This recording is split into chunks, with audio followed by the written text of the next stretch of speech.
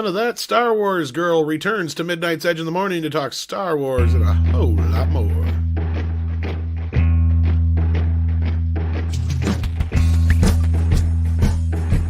Greetings, good morning, good afternoon, good evening, whatever it is, where you is. If you don't know who I am, I'm Tom Connors. And with me is the boss man, the one, the only, Andre. How you doing? I'm good, thank you. Enjoying this penultimate day of 2020. It is, yeah. The day before the last day. And that giggle you hear is the one, the only Anna, that Star Wars girl. How you doing this morning? Hello. I'm doing good. Ready for all the stuff that we got served up to us on a silver platter. There you go. And yes, we are so glad to have you back. And we got so many great people in the chat. Look at that. Like, he's got the shadow. He knows what darkness lurks in the hearts of men. Yo, Tom Darkstar, we have something for you coming up very, very soon. And then we got Fractal Jack and all kinds of great people in the chat. Thank you so much for joining us today. Keely Chow. Thank you. We even had some super chats I seen here from Mark C. Says 32,000 employees laid off and Pablo Hidalgo, a true toxic male, still has a job. Well, we'll see for how long. We're going to talk a little bit about that a little later, I think, as well. Thank you for that, Mark C. And Dollfight, hey, Donald, how you doing? Says Lucasfilm is doing terrible damage control per usual. Oh, yes. That's going to heat up a little bit more in the next day or so. And I should say so. The funny thing is that they right now, after The Mandalorian, they shouldn't need any damage control. That they need it, that's entirely up to them. Yeah. And before we get into that next super chat on screen right there, be ready to bring it back, Tom. We had another comment here. Sure. Mutan, he said, daily reminder. Please no Eldritch God incantations today, Andre. My mind can't handle such madness. We may need Harvey. Problem with that is that, and now we can get back to the Spider Unlimited. Yeah, saying some gibberish here that's probably... Yeah, he wants some Lovecraftian incantations, and he says, Gott nyttår, which just so happens to mean Happy New Year. Well, thank you. So, as far as incantations go, could be worse. Yes. StreamYard's changed the format? A little bit. Yeah, they did. Looks a little bit more rounded and all around a little bit more professional right now, I would say. Yeah, now they just need to fix the super stickers. Yes. Alex Acera sends in $9.99, Andre. He says, chances Favreau and Filoni team remains while KK and Karen's pack it in. Celebrating Happy New Year with Dick Tracy and fun snacks. You mean the movie, or you got some comic books? Or I do dig the movie with Warren Beatty from the 90s. It wasn't too bad, even though all the bad guys get killed off in the first few minutes. Yeah, it was a pretty good movie. All right. We have a lot to go over when it comes to Star Wars today. Speaking of the whole Star Wars theory thing, it actually made the mainstream news, but we'll get to that.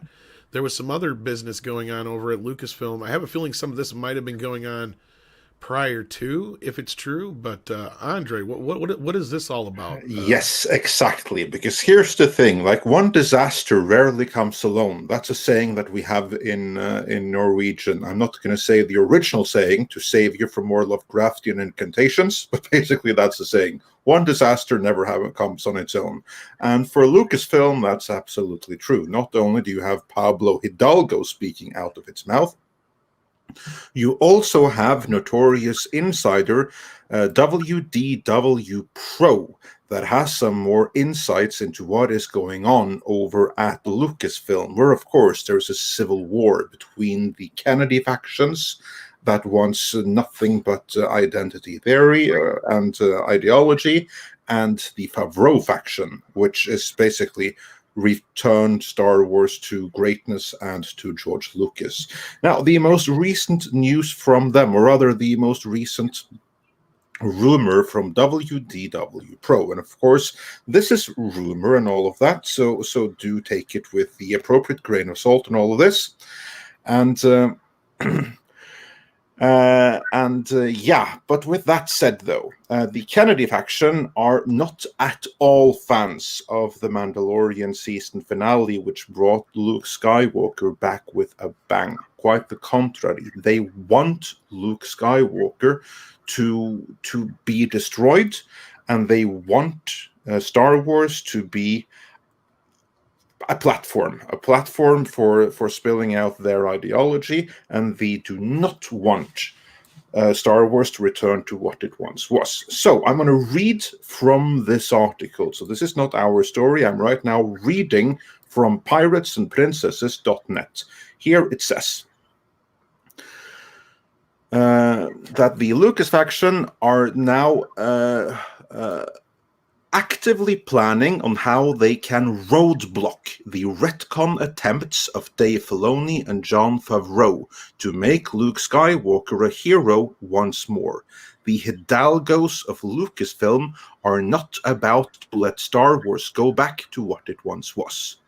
Apparently, the discussions are that in future creative meetings and story group sessions, these individuals plan to introduce ideas and narratives that would make a Luke Skywalker redemption difficult.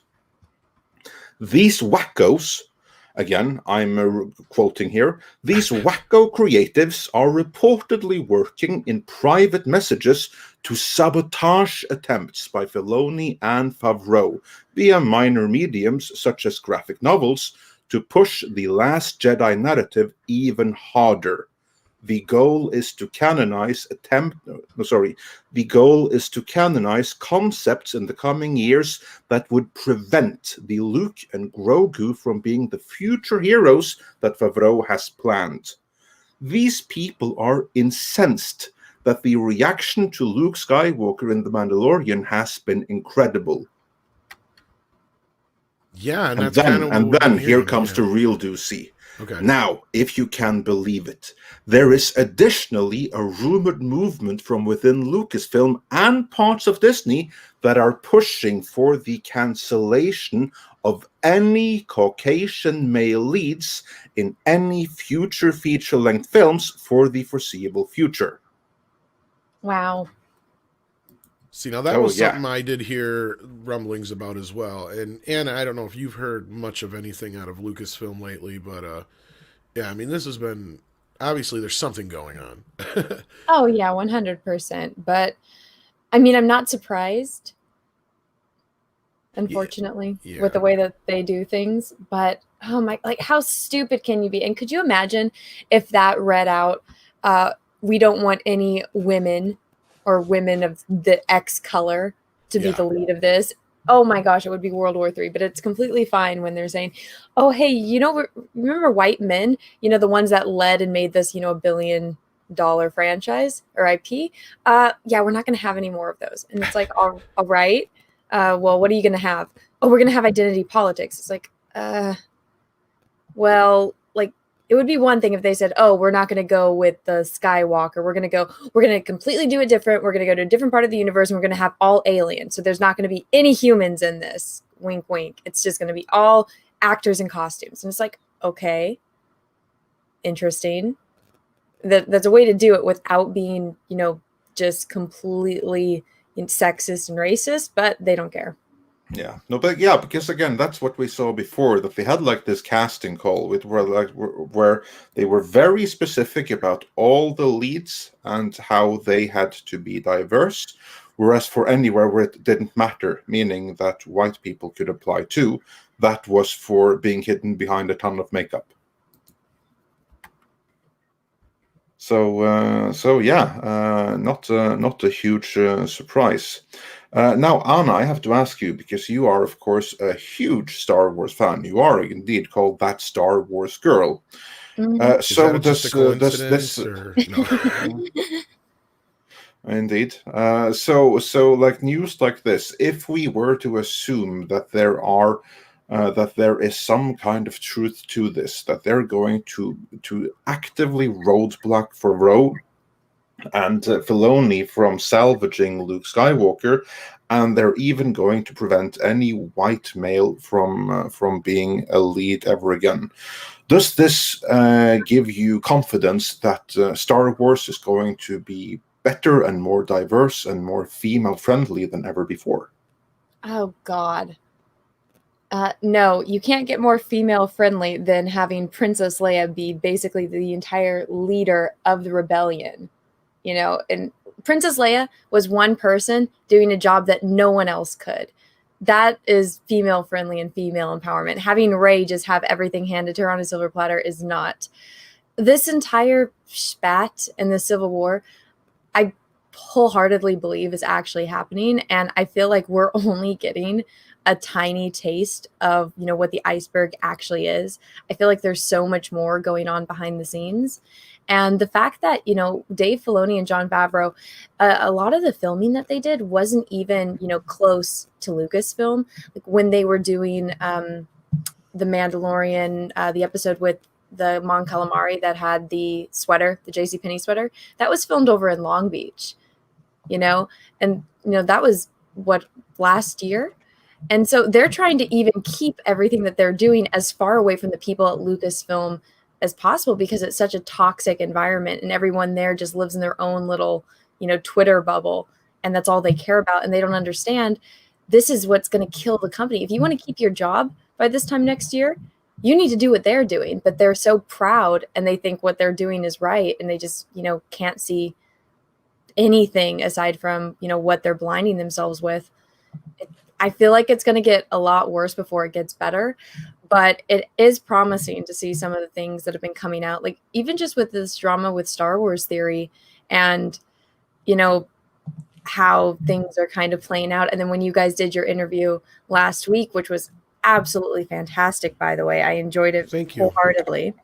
But, you know, just having, you know, actual professionals come out and give actual professional, you know, opinions on things, it was such a breath of fresh air as compared to the stuff that we usually see from people at Lucasfilm. Well, yeah, especially somebody like, you know, Alan Dean Foster, which is who you're talking about for those who may not know. You know, he's been a part of Star Wars for many, many years. And to have somebody like him come out and speak out against not just Disney, but the sequel trilogy, and to pretty much lay out how these people do business, I think really opened a lot of people's eyes. And I'm sure that the longer this goes on, the more damage it's causing them in the public eye. I'm sure they're starting to worry, but now it's getting to a point where what if they do something now, it's just going to look like they're pandering to the guy. Which is what everybody wants anyway.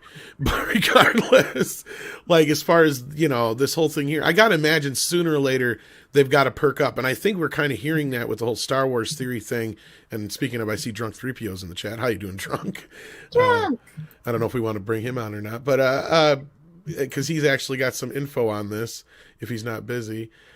He says he's here for you, Anna, so that's up to you. Aw, well, you know I love Drunk. Okay, of course. I'll send him a link if he's available. Hop on in, Drunk, if you're available, of course. So you can fill us in on some of the info you got, because you got a big interview coming up tonight that has to do with this. I'm so happy for him. But before we get to that part, let's talk a little bit more real quick about the whole idea of this is what the KK faction has wanted from day one. And this is something Drunk was talking about last night on the Dark Council was, you know, when they first bought Star Wars, he said he noticed they had stuff all over the place with, you know, Leia and Chewie and all the original characters except for one. And that one character, of course, was Luke Skywalker. And he felt he thinks, and I think a lot of other people think, there's been this mission from day one to erase Luke Skywalker from Star Wars. Oh, 100%. It's because all of these women have a huge, can I cuss? Oh, yeah. They have a huge stick up their ass, and they got daddy issues, and they got, ooh, the man is suppressing us. And it's like, well, maybe if you did your work better than all the men around you did, maybe you would move higher up in the ranks. But they don't. So they got lucky with all of these, you know, we have to hire X amount of women for this, and we have to hire X amount of people of this, you know, ethnicity for this. And so they got lucky with the jobs that they have, and they didn't earn it. And so now they're just self-inserting their own twisted delusions into things, and they don't understand, just how severe these things are that they're doing to it, and they don't understand the repercussions of their actions. They're a lot like children. Yeah. Well, and what's funny is I love how they pretend that, no woman's ever done anything before, no black person's ever done anything before. I know. It's like, give me a break. When I was a little kid, like the age that they are trying to aim Ray at, I was watching Underworld and seeing like the stuff that Celine was doing. It's like, come on. There's been strong women since the beginning of freaking time. So give me a break. Exactly. And I mean, every time it's weird how I'm watching something from the 80s, I'll pop it in. And all of a sudden there's a female director and it's like, oh, this shouldn't exist. And speaking of not existing, we have a drunk 3PO. Speaking of popping in, rather. I feel like drunk 3PO is a myth. I don't think he's a real person. No. Thank you, Anna, for letting them invite me on. I was just... Oh, you're welcome. Well, we have to ask our guest. It's only cordial. Of course. I didn't want to interrupt her. She has more knowledge than anybody I know. Well, yes, but I talked to you drunk last night, and yeah, you gave us some really interesting info on the Dark Council. But before we jump to that, Andre, was there anything you wanted to specifically cover to this part before we move on to the related topic? No, I just wanted to highlight this is what apparently is going on. And so again, treat as rumor, and this isn't coming from us. We're just picking it up. But I wanted your reactions to it. But now that we have Anna's reaction, I'm curious to what you have to say, Drunk, and what else you can fill us in on either complementary or conflicting information or what have you. I kind of just jumped in. So you're talking about the Luke Skywalker factor. Yeah. Well, there was this rumor that the KK faction at Lucasfilm is pissed. They want to block every. Oh yes. Yeah, every bit of white maleness in Star Wars going forward, and they want to undo what Favreau and Filoni now have done with Luke. Well, I don't know if you've heard about this. Yeah, when Disney took over Star Wars and they finished Galaxy's Edge here in Orlando, I can't speak on California because I've never been there, but there was a huge Star Wars. Hey, let's all go to Star Wars land, and they had a huge promotion. And so I went with my family, and we went and we saw they had posters and they had actors, they had this, they had that, they had it everywhere. And no Luke Skywalker to be found. They had Princess Leia, people, you could get photos with Princess Leia, with Anakin, with Mace Windu, with everything. Nothing with Luke Skywalker to be found anywhere. Anywhere. And we noticed it right away. Luke Skywalker and R2-D2 were nowhere to be found of all two things. And then we started to look and ask questions. So we were just kind of like, are they going to bring him out for the big fireworks, the big parade, the this and that? Nope. Nothing. It was all centered around Rey. Not even R2. No R2. They did have C-3PO. You can get photos with him. They did have Darth Maul and Darth Vader, but it was the focal point was Rey and Kylo Ren were the focal point of the whole thing. And now, like, we have the Galaxy's Edge, and that's pretty much same thing there as well. So it was very noticeable for what it was. Right. And you were one of the people to bring out the info at the time about how they had started doing Galaxy's Edge as different parts of the trilogies. And then KK came in and said, nope, we're just going forward. We're not going backwards. Well, it was actually on Anna's Twitter. She had an interview with she had a podcast on Anna's Twitter with one of the vice presidents of the, I guess, engineering there. Oh, okay. Yeah. He was one of the Imagineers. Yeah, where he said, we have this all mapped out. And at the last second, KK shows up and says, we're going to change it again. Jesus. Wonder how much that cost. A lot. Yeah, it was huge. So we kind of knew already that was the feeling over at Lucasfilm or what they were going to do. But I got to imagine now, after all this excitement and the reaction towards Luke, as we saw with Star Wars Theory, as soon as Pablo Hidalgo said something, damage control came in quickly. Because if you can reiterate some of what you told me last night, Drunk, that'd be great. As far as what you know up to this point. Oh, with So Star also, Wars before theory. Drunk gets started, there's Go ahead. There's over 2,000 people watching. Please smash the like button. Listen to her. She's amazing. She Aw. knows how to do this. That's why she's been here for so long. But yeah. So Drunk, you were kind of telling us last night you kind of know a little bit about this anyway. It was very interesting. Star Wars Theory reached.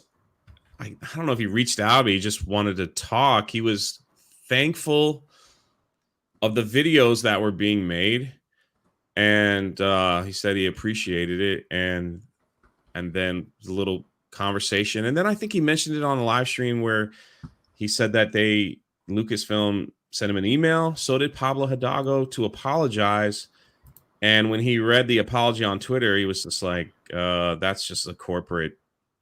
That ain't real." That's not him being real. He says the biggest FU to Theory was when he was asking someone on Twitter saying like, "Hey, I'm blocked. What did Pablo say?" And Pablo specifically put it in his Twitter header, which means you can, even if you're blocked, you could still see it. Right. Like he's kind of like, oh, I'm gonna troll this dude. Let me put it in my header, ha ha ha. And put it in his header, and so it just was. It just shows that they think they're above everybody else, and that they're above. And honestly, like the thing that's crazy is the Variety article that came out. Yeah, that I have on the screen here actually. And they Star Wars Theory, because he's a YouTuber, is just getting crucified in the in the quoted comments and the things like that. He's just being crucified. And then you see all the blue check marks and all the shill people coming out in defense of Lucasfilm and all that stuff, trying to make face and making fun of people that cried and all that stuff. It's just it's unbelievable. It's unbelievable that's being said. But they did reach out to him, but again, to just state facts, this is something that Anna's been dealing with for 3 years. Yeah. Jeremy, it's just amazing how it finally, it took. I guess you needed a bigger channel for it to really be. Of course, because he's big enough that it's noticed right away. Now you said that Star Wars Theory was being raked over the coals in the comments. I take it you mean in the Variety article, yes? Yes. This should come as absolutely no surprise, because Variety is for the industry. It's one of the industry publications, and normies generally don't post their opinions in Variety. The people that post their opinions there are the people that read Variety. Now, that would be the executives, it would be the producers, it would be the marketing people, it would be the acolytes of Kathleen Kennedy. It's people like that. They are the ones that are posting right there. So, of course, there you're going to have people that, one, genuinely feel that way because they are ideologically on the same page, and you're going to have people in marketing that have an interest in making him seem like he's just a crybaby and he's doing this just for the money. Notice that was something that was highlight Variety, that you have a group of fans that have monetized criticisms of Star Wars. And there you kind of have a little bit of the attitude from the industry, these are horrible people that monetize something that they have no business monetizing. They should just be quiet and consume. So there you have a little bit of the attitude, and then right there, that's kind of one of the techniques that is being used tacitly to make Star Wars Theory and everyone in our circle go away, to discredit us in that way. The negative comments should come as no surprise. That's the industry. That's not normies.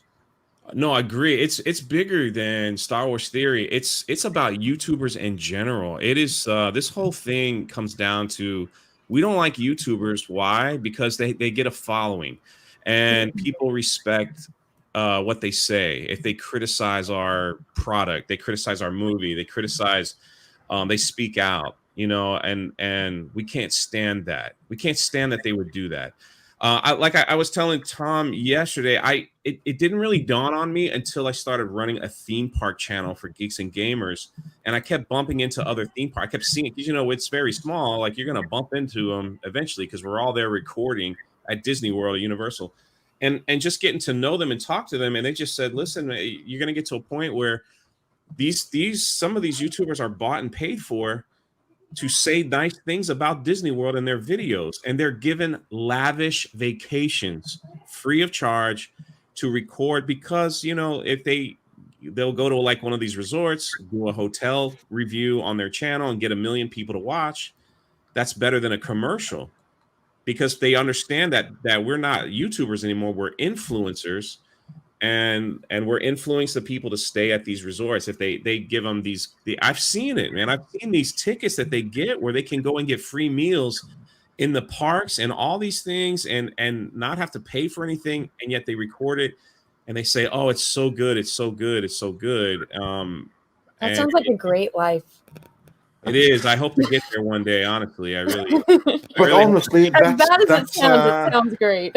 Yeah, but that's what they want YouTube to be. They want it to be another marketing platform where they can pay the normal money and you get more pleb coming in.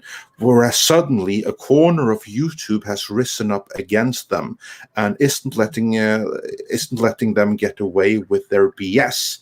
And that is a very, very bitter pill to swallow. That they don't take kindly to, not one bit. So obviously they're not fan of our corner of YouTube in the slightest, or at least No. When I say they, I obviously mean like the Kennedy faction, because they are fans of everything that is supportive of them. They just have to pay for loads of it. I happen to know that.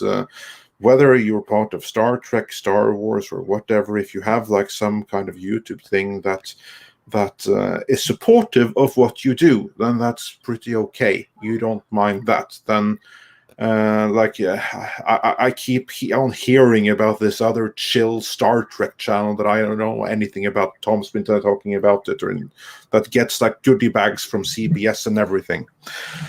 So there you have kind of like the difference in how YouTubers are viewed on whether or not they are friends or foes. Right. Well, it was just like what's his face from Collider, where he's like, for 5 years I've kissed ass. Exactly. Yeah. Exactly.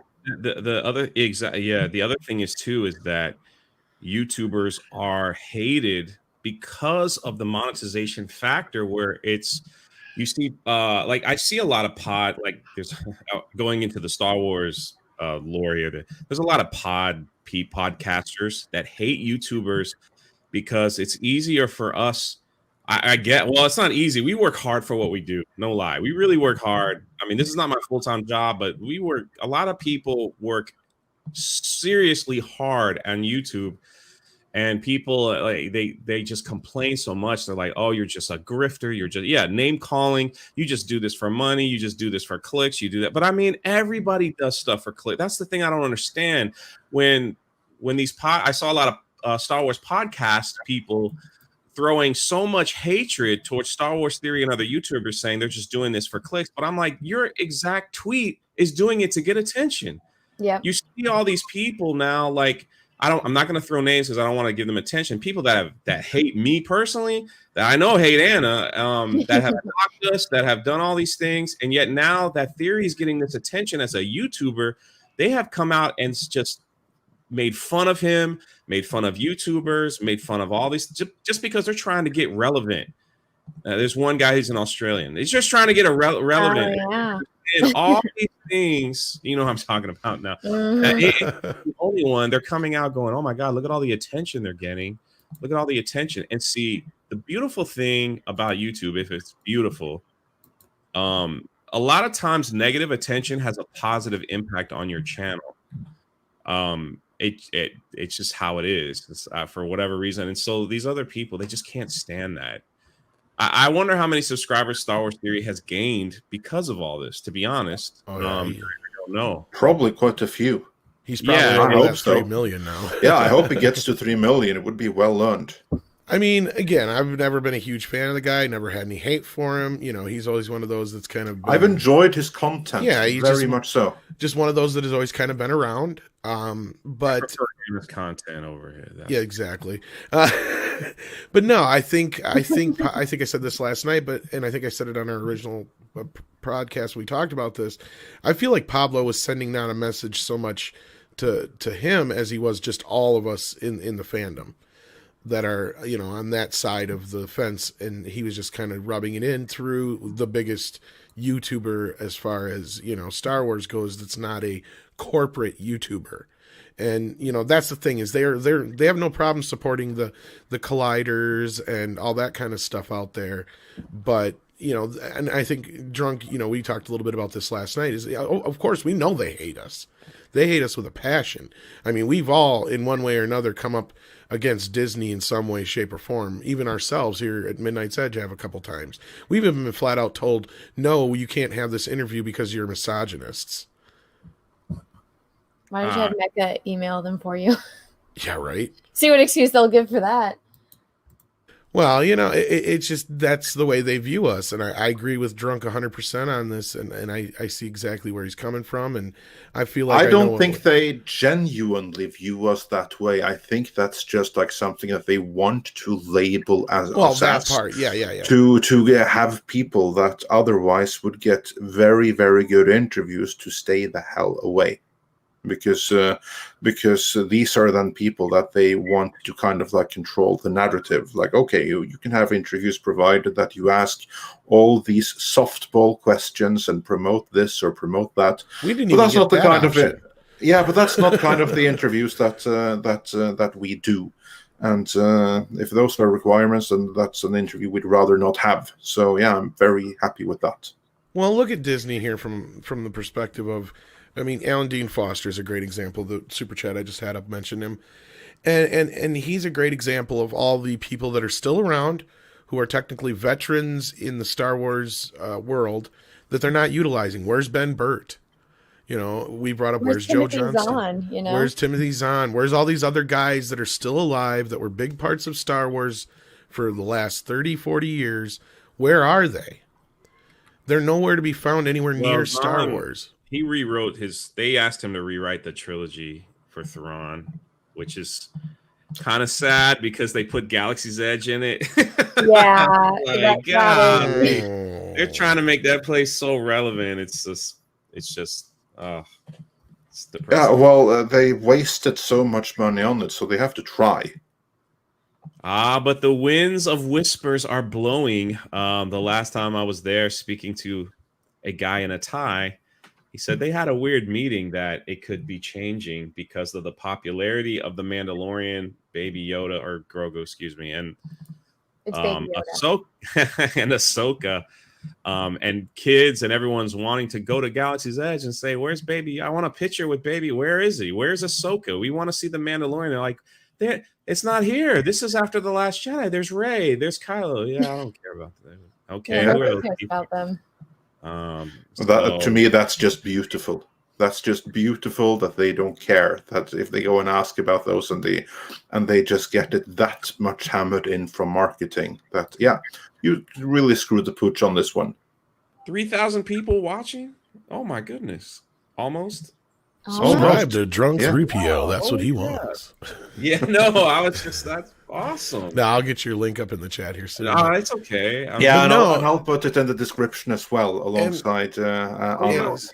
Thank you. You promote Anna. That's YouTube. Promote you. You're blowing up. You need to ride this wave, Drunk. What are you at now? I'm riding it, man. I'm riding it. We got Mr. H in the chat. I don't know what's going to happen tonight, but tonight's going to be a hell of a night for you. And that was kind of what we were discussing last night, Drunk, and I just couldn't believe, because that's where, like, with the whole, you know, they're trying to destroy Luke thing.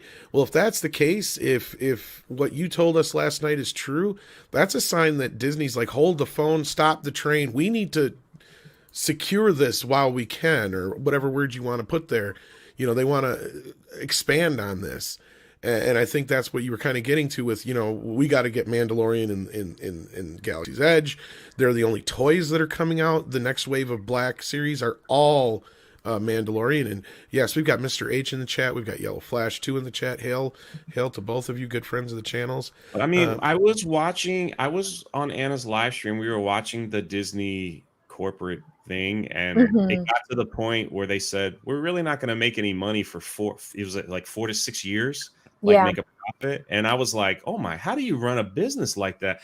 And so I know there's got to be suits and a table going, hey, look, we need to make some money, and this is selling, this ain't, change it, let's go. Like, it's got to come down to, well, even remember when the ex-president of Hasbro, my memory is a little bit fuzzy on this, but he was talking about how they were making certain, you know, limited edition products like busts and stuff and specialty action figures. And somebody asked, oh, well, why don't you make these characters? He's like, well, those characters don't sell. I know there's a market for these characters, but these ones, you know what, 5 people are going to buy them. That's not worth, you know, the production to make it. Yeah, that was that famous conference or whatever it was where they're like, well, what about all these popular characters somebody in the shill media asked about? And he's like, are they really popular? Oh, that was great. Yeah, that'd be this one, Diamond, the guy who's running Diamond Toys now, yeah. And that's what he said. He's like, yeah, are they really popular? You know, like, no, I don't think they are. I think he came back with, too. He's like, so yeah, he's like, there's a select few we may be looking into, but like, yeah, I think, you know, that kind of hit the nail on the head there for the whole thing is these characters don't sell, you know. I mean, but look at what is out there. Those Empire Strike Back figures, oh my god, they're flying off the shelves. They've got 2 different sets. They've got the classic style, and then they've got the more articulate, I believe they're like 6-inch, and those they can't seem to keep on the shelf. No, I've went to grab one of the Luke Skywalker ones a couple times now with Yoda, and they're gone every time I go to get one. So it's like, oh well, missed out this time. Cara Dune is selling like crazy too. Can't find that stuff. Yeah, that's what I've been she's hearing. the bestseller apparently, or close to it. Yeah, well, she was the #1 selling figure on Amazon, I believe it was, over the fall, and then there was a special version or a version they did in Australia that was better than the one we had here, so that one was getting massively imported over eBay. And like, yeah, I had read a couple different places that all Baby Yoda stuff was #1 stuff for toy items this Christmas. And oh, of course Baby Yoda is. Of course. Yeah, and then like a couple different separate things where they had like, they were asking kids what they wanted for Christmas. There was like 4 or 5 kids or better in the group that all said, you know, Baby Yoda, and one kid said Mandalorian something or other. So it's hit them normie mainstream. So well, did you even see it's not on topic with this, well, kind of, but there was an interview about The Stand, you know, the one that Amber heard. Yellow Flash actually tweeted that it had over, you know, 100,000 dislikes. And if you click through the interview, Whoopi Goldberg's sitting there and she's got 3 Baby Yodas behind her. Oh. It's like, I didn't know Whoopi was a Star Wars fan, but I mean, she loves Baby Yoda. It's like, she loves Star Trek too, yeah. It's like, you don't have, well, yeah, that's why I was like, I don't know if she's a Star Wars fan, but you know, she, you know, Guinan and all. But Baby Yoda is just a universal thing. You don't have to like Star Wars to like Baby Yoda because he's so freaking cute. I know. I sent you that video on Twitter of me petting that one on the head. I know. And everyone was like, oh my God. Well, Mills sends in a very relevant super chat here. We kind of did skate over what we were talking about last night drunk, but he wants to know what we were talking about last night. Thank you so much for the super chat, Mills. Basically, we were talking about the whole Star Wars theory business and the email he got or whatever it was, somewhat apology. And then after he rejected that, then that's when Pablo posted that, oh, I was just kidding. You know, or that famous Weird Al song, I was only kidding. If anybody knows that one.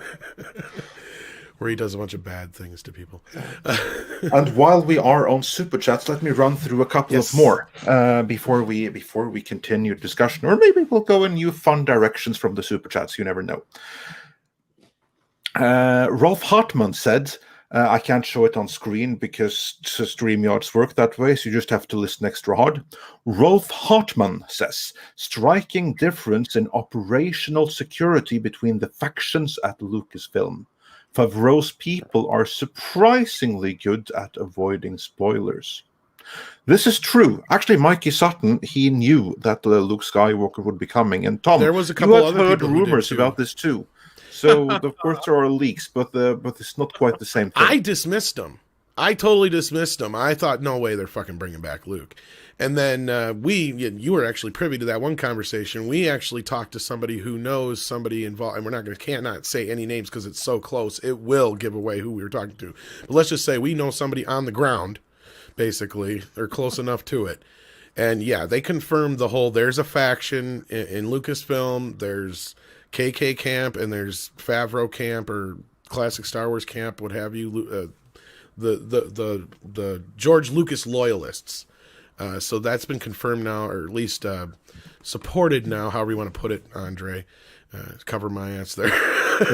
You see Peter in the chats, the drunk called it. Yeah, I know someone that works there too. Yeah, you did too, didn't you, drunk? They told me back in March.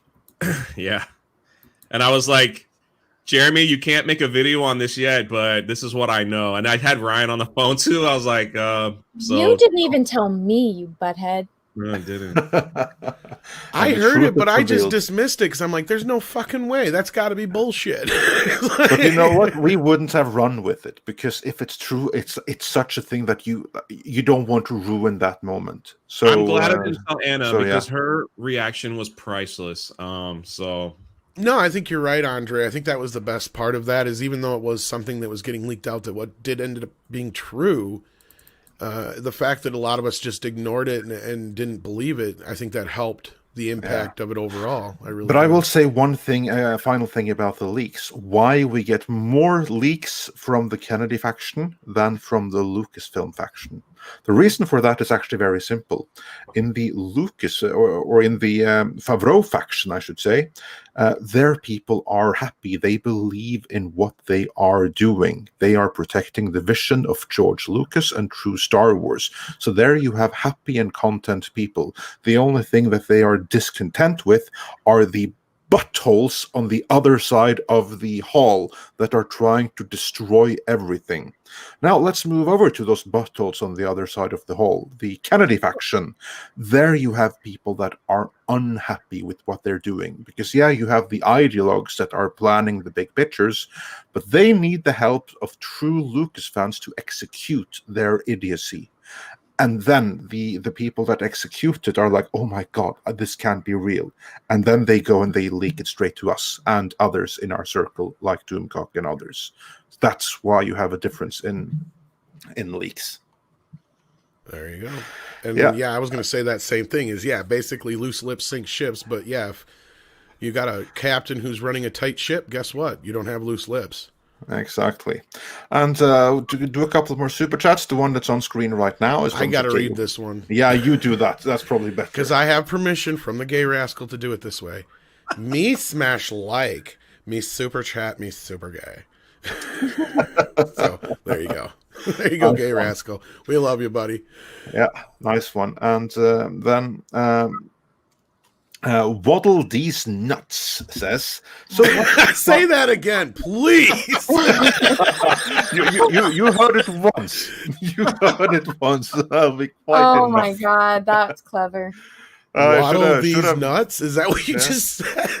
Well, that's exactly what it says here on screen. Of course, that if you know what, if I ever get an interview with Kathleen Kennedy, I'm going to say exactly that. Waddle these nuts. She's like, even Frank has never asked me to do that. Ew. Yeah. That's the beauty with reading stuff up. You feel a little bit like Moe in Moe's Tavern from The Simpsons sometimes. Moe's Tavern. My crotch. Has anybody here seen my crotch? So there you go. But anyway, what he's saying then is, so what's to stop KK and her crew from retconning events in Mando or Book of Boba using their projects like the Acolyte? Well, they're going to Very try. valid question. That's what the very good question. That's exactly what the Civil War is all about. Now, one thing that I heard, and this is pure rumor, this is something that I heard, I cannot verify it, is that apparently there was another series, I believe it was animated, that Kathleen Kennedy had planned that was going to retcon the entire original trilogy by taking place in between it and completely changing it. And Favreau was able to stop that project from going forward. I don't know if it's true, but that's what I heard. Yeah, that almost sounds like too far out there. But then again, there's a lot of people who don't think they're not above remaking or retconning the original trilogy, and that's another thing, you know, I brought up to people too. Han Solo.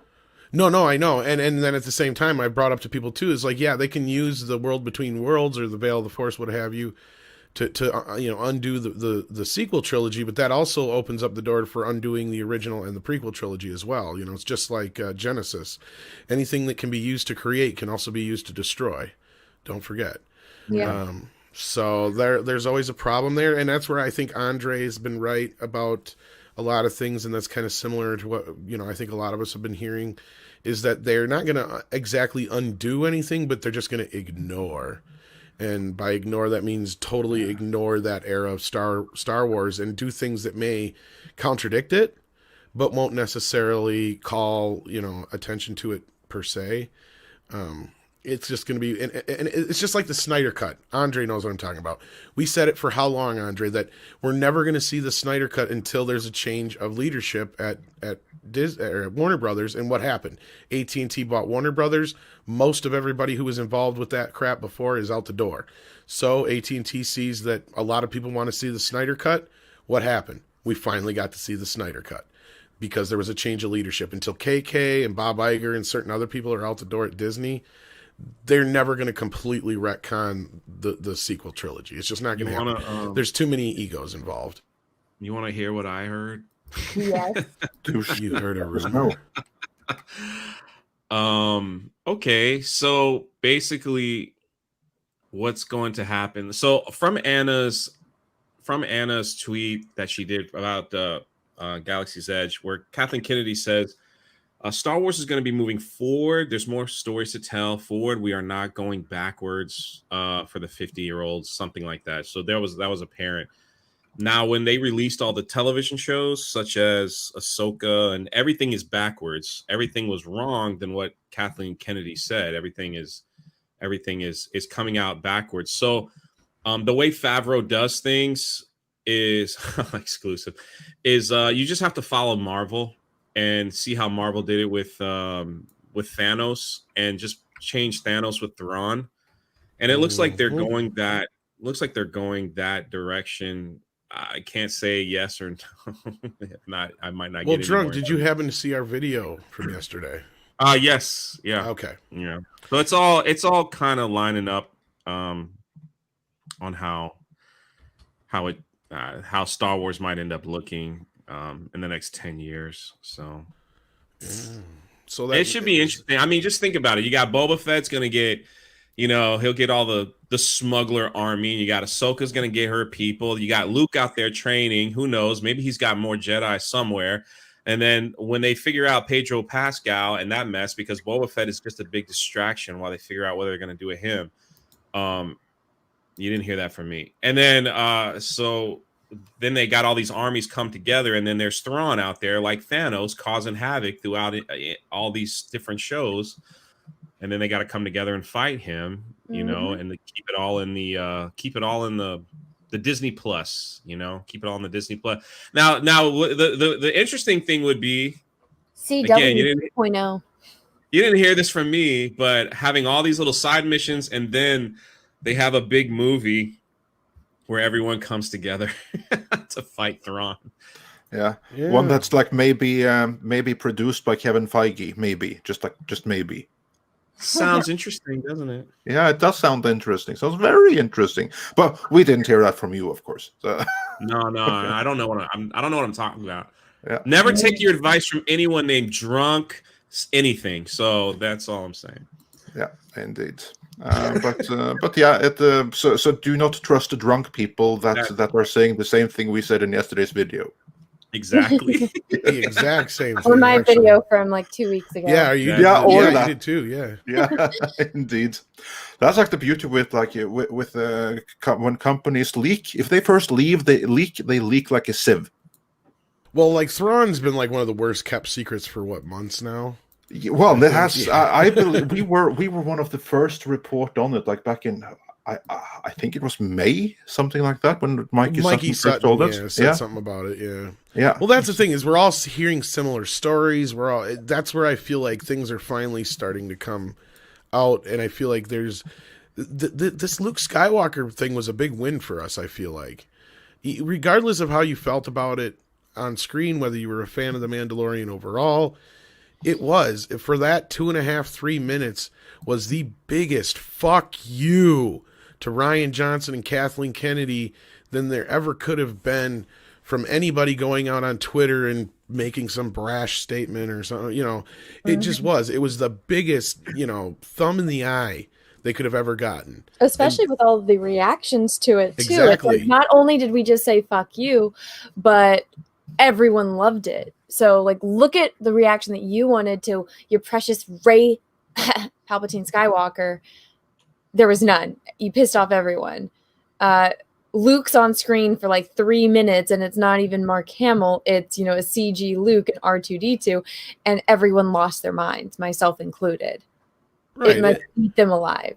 Oh, it totally does. Like, and that's what I'm saying. It was not only it was a kick to the nuts, but it's a kick to the face while they're down that the fans reacted the way they did. And again, I'm not, disregarding those who weren't on board with it and those who didn't like it. Again, there are people out there who didn't. I'm not saying they're not, but the overwhelming response had to have like made them notice. And I think that's where you're getting, the story we were talking about with Jay here was like, I feel like if they were moving away from Luke, or there was this faction, if anything, there's no way in hell the big ups at Disney are going to let that happen now, especially if they've got, the whole apology tour going on with Pablo and the business he pulled after this. That had to be the biggest, what the fuck are you doing? I'm sorry. I can't believe he's still anywhere near Lucasfilm. I can't believe that he's not been fired many times over. Like, exactly. For this, if you're not terminated after something like this, like, what does it take? As was pointed out in the first super chat of the day, was that here you have thousands upon thousands of people losing jobs just within Disney. To say nothing about the Western world as a whole, but just within Disney. And then that guy, I'm gonna restrain myself. That guy gets to keep his job that he has failed so miserably at.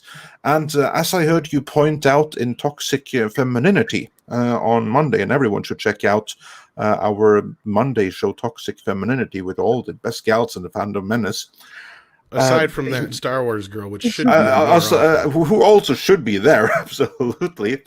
Then, because basically this was the guy that J.J. Abrams was talking to all the time. Like, can we do this? Does this fit with canon and everything?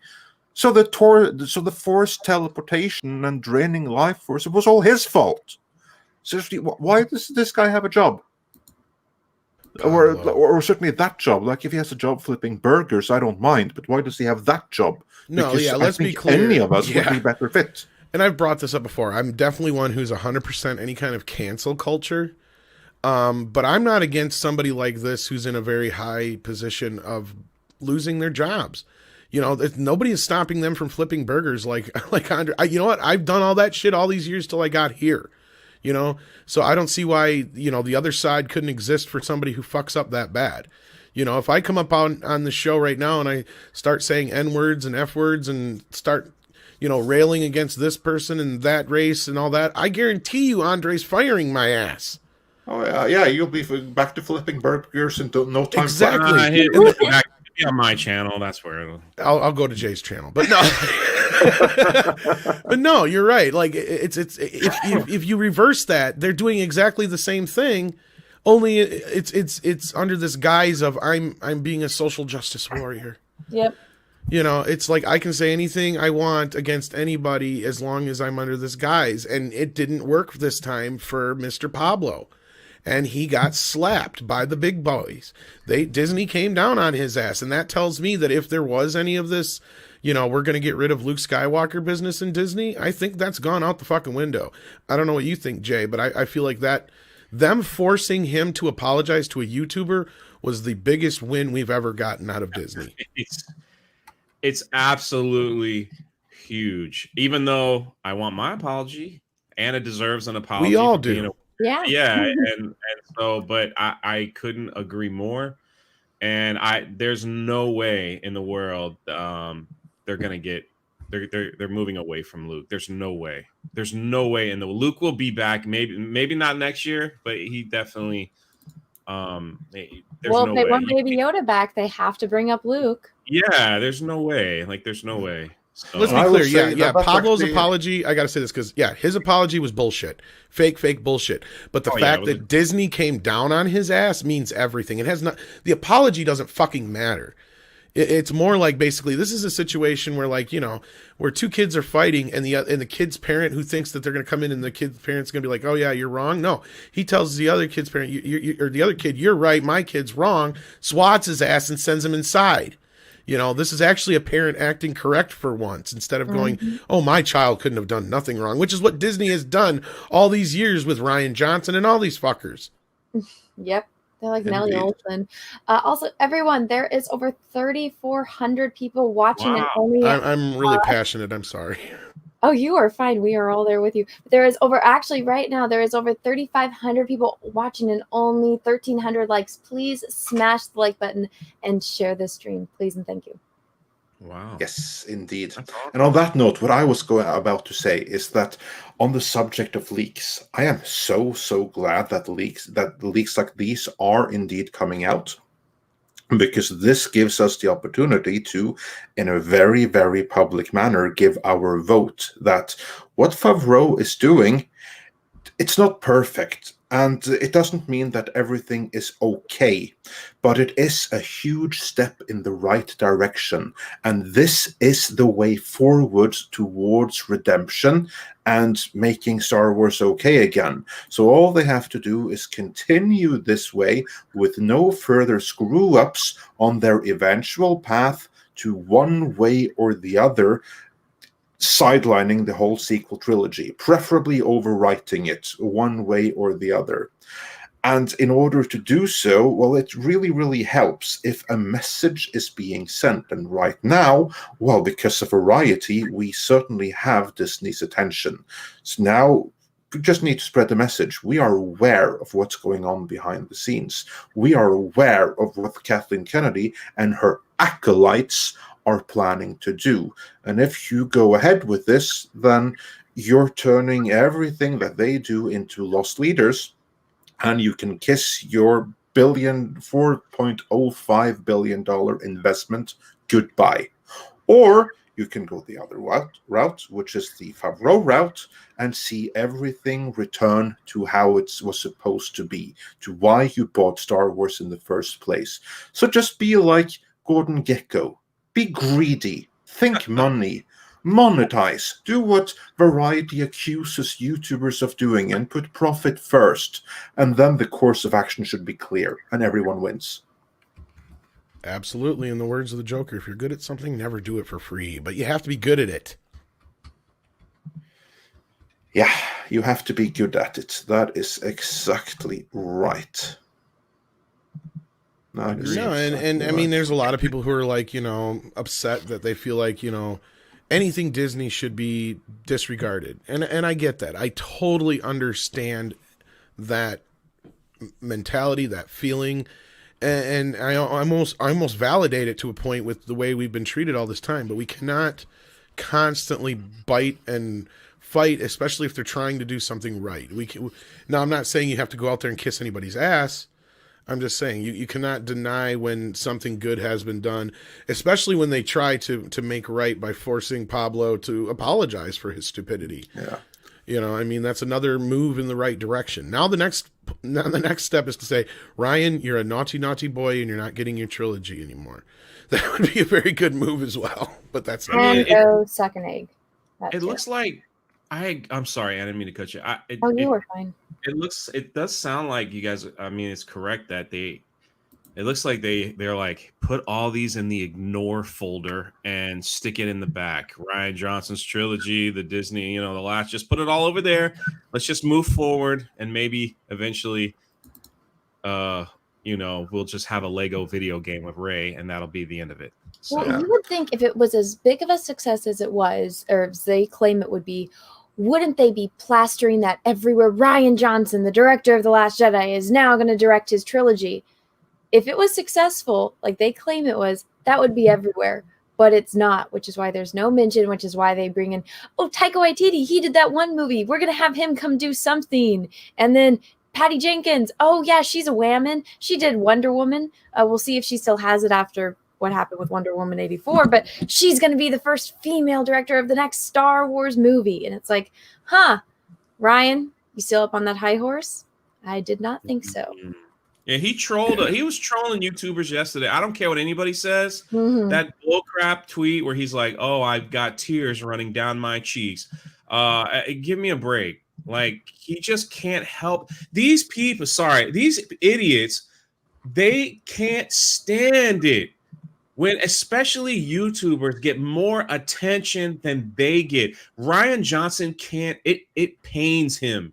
It pains these other shills that are out there that are trying to say all these things. It pains them that other people are getting all this attention. So they have to throw out these ridiculous tweets, these stupid, ridiculous tweets to get more attention, to bring, I gotta get my attention back. So let me go. Like that idiot yesterday, they're like, are people still upset about the man baby comment? I mean, it just so ridiculous. Because they can't stand the way their brains are made. It just pains them to see other people get attention. Now, that's not what he was referring to. That was a Photoshop by Rian Johnson. But there was a little YouTube video with Frodo from The Lord of the Rings running up a hill, and then he tweets that, I have tears running down my cheeks. Like right when all this article stuff dropped. I'm like, I know he's trolling people. Of course he is. He trolled us when he threw out that stupid whatever that thing is called. When he's like, here's some behind the scenes footage, everybody, The Last Jedi. And then he goes, and for everybody else, here's a bonus scene. He posts that picture of Luke and that sea cow. And I'm like, he's just trolling people, man. He has to get attention, and it's killing him. It's killing him. Oh, look who's in the chat. Look we have a celebrity here. For the first time ever, I believe I've seen in the chat on Midnight's Edge in the morning. Hello, Jeremy. How you doing? He woke up. He woke up. He did indeed. He did indeed. Well, welcome, or hi, Jeremy. A pleasure to have you watching, along with 3,600 others, which is pretty awesome and on record for us. And Jeremy was key for tonight. He's going to be in that with you, isn't he? For Jeremy for putting this thing together. Like, he gets all the, this was all him. This was Geeks and Gamers. For those coming in late, what Drunk is talking about is he's going to be talking to Star Wars Theory tonight. Isn't that right, Drunk? Yes, 7 p.m. Eastern. But I mean, Jeremy could have easily said, let's do it on the Geeks and Gamers channel. It probably would get more traction and everything. But Jeremy called me and was like, let's do it on your channel, bro. Let's say, and I can't, so big props to him. Thank you. It hurts you to give him props, doesn't it? I can do it once a week. Once a week. Not as much as it hurts Disney that all of this is going on. And I hope that this hurts them really, really bad, so that they learn where to go and where not to go, and who should be listened to and who should not be listened to. But yeah, I want to thank Jeremy for popping in. That's awesome, man. Thank you. Yeah. And speaking of super chats, I think we have a few to catch up. Yeah, we have a few to get through. See where we were, and yeah, here we were. Spider Unlimited for $9.99, thank you so much, says, my concern is Disney using Thrawn as a failed uprising / bridge to the First Order. I sincerely hope not. He's a blue male, so it may pass knowing the shills. And Harette Barnett says, more worried about identity politics than storytelling. That's the crux of the problem. It is indeed. And John Miller says, you don't have to cater to white men. White men are over. Where have I heard that before? Hope they love losing money on rotten returns. And for $9.99 says, hi Anna, hi gents. The professional jealousy over the popularity of Luke and Grogu is disappointing, undermining your own company's success, and being prejudiced is a recipe for disaster. Hope it fails.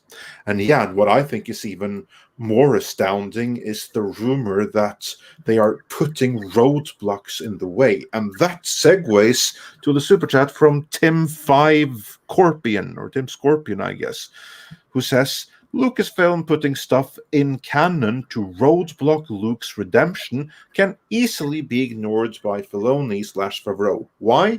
The story group already failed at consistency. Yeah, let's talk about that for one moment. The story group that was going to ensure that absolutely everything from 2015 onwards was all canon and all fit nicely together.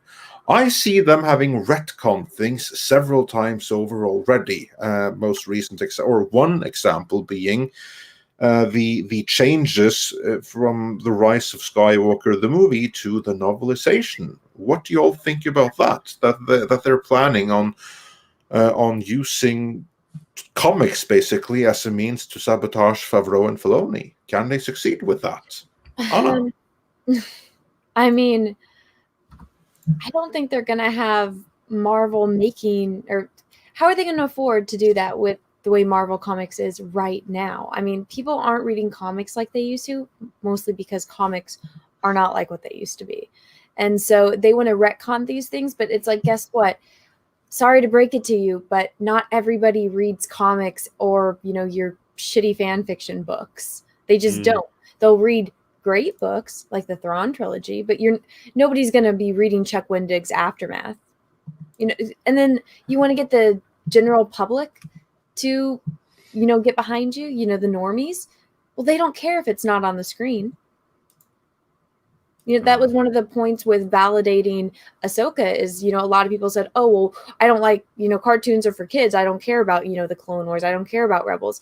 The second that she shows up on screen in live action, all of a sudden now, normies take her seriously.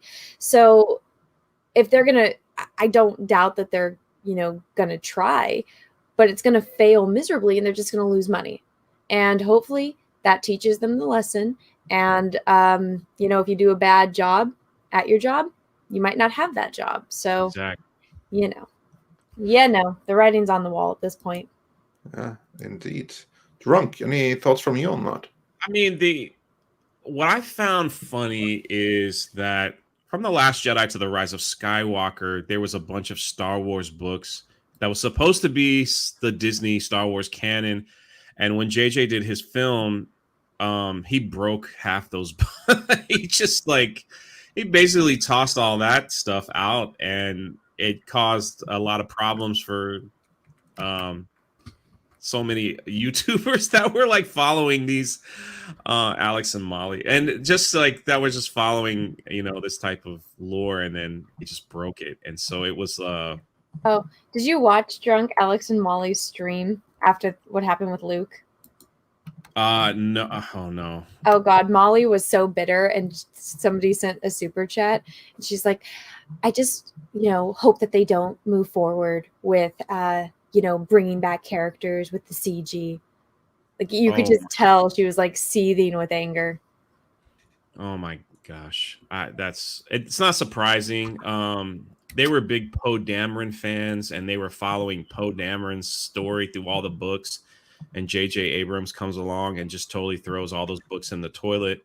and rewrite Poe Dameron's. And so they had a life, and they were just crying, and they were like, "This is really hard for us to take." And it just was like I don't think they could sabotage with. I don't think they could. I don't think anybody will care if they can't even keep their trilogy intact with their own novelization. What are they gonna? Who's gonna pay attention to anything else? So. Oh, I'm sure they can find a way if they try.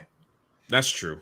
Yeah, and if we know the Kennedy faction well enough, they're certainly going to try.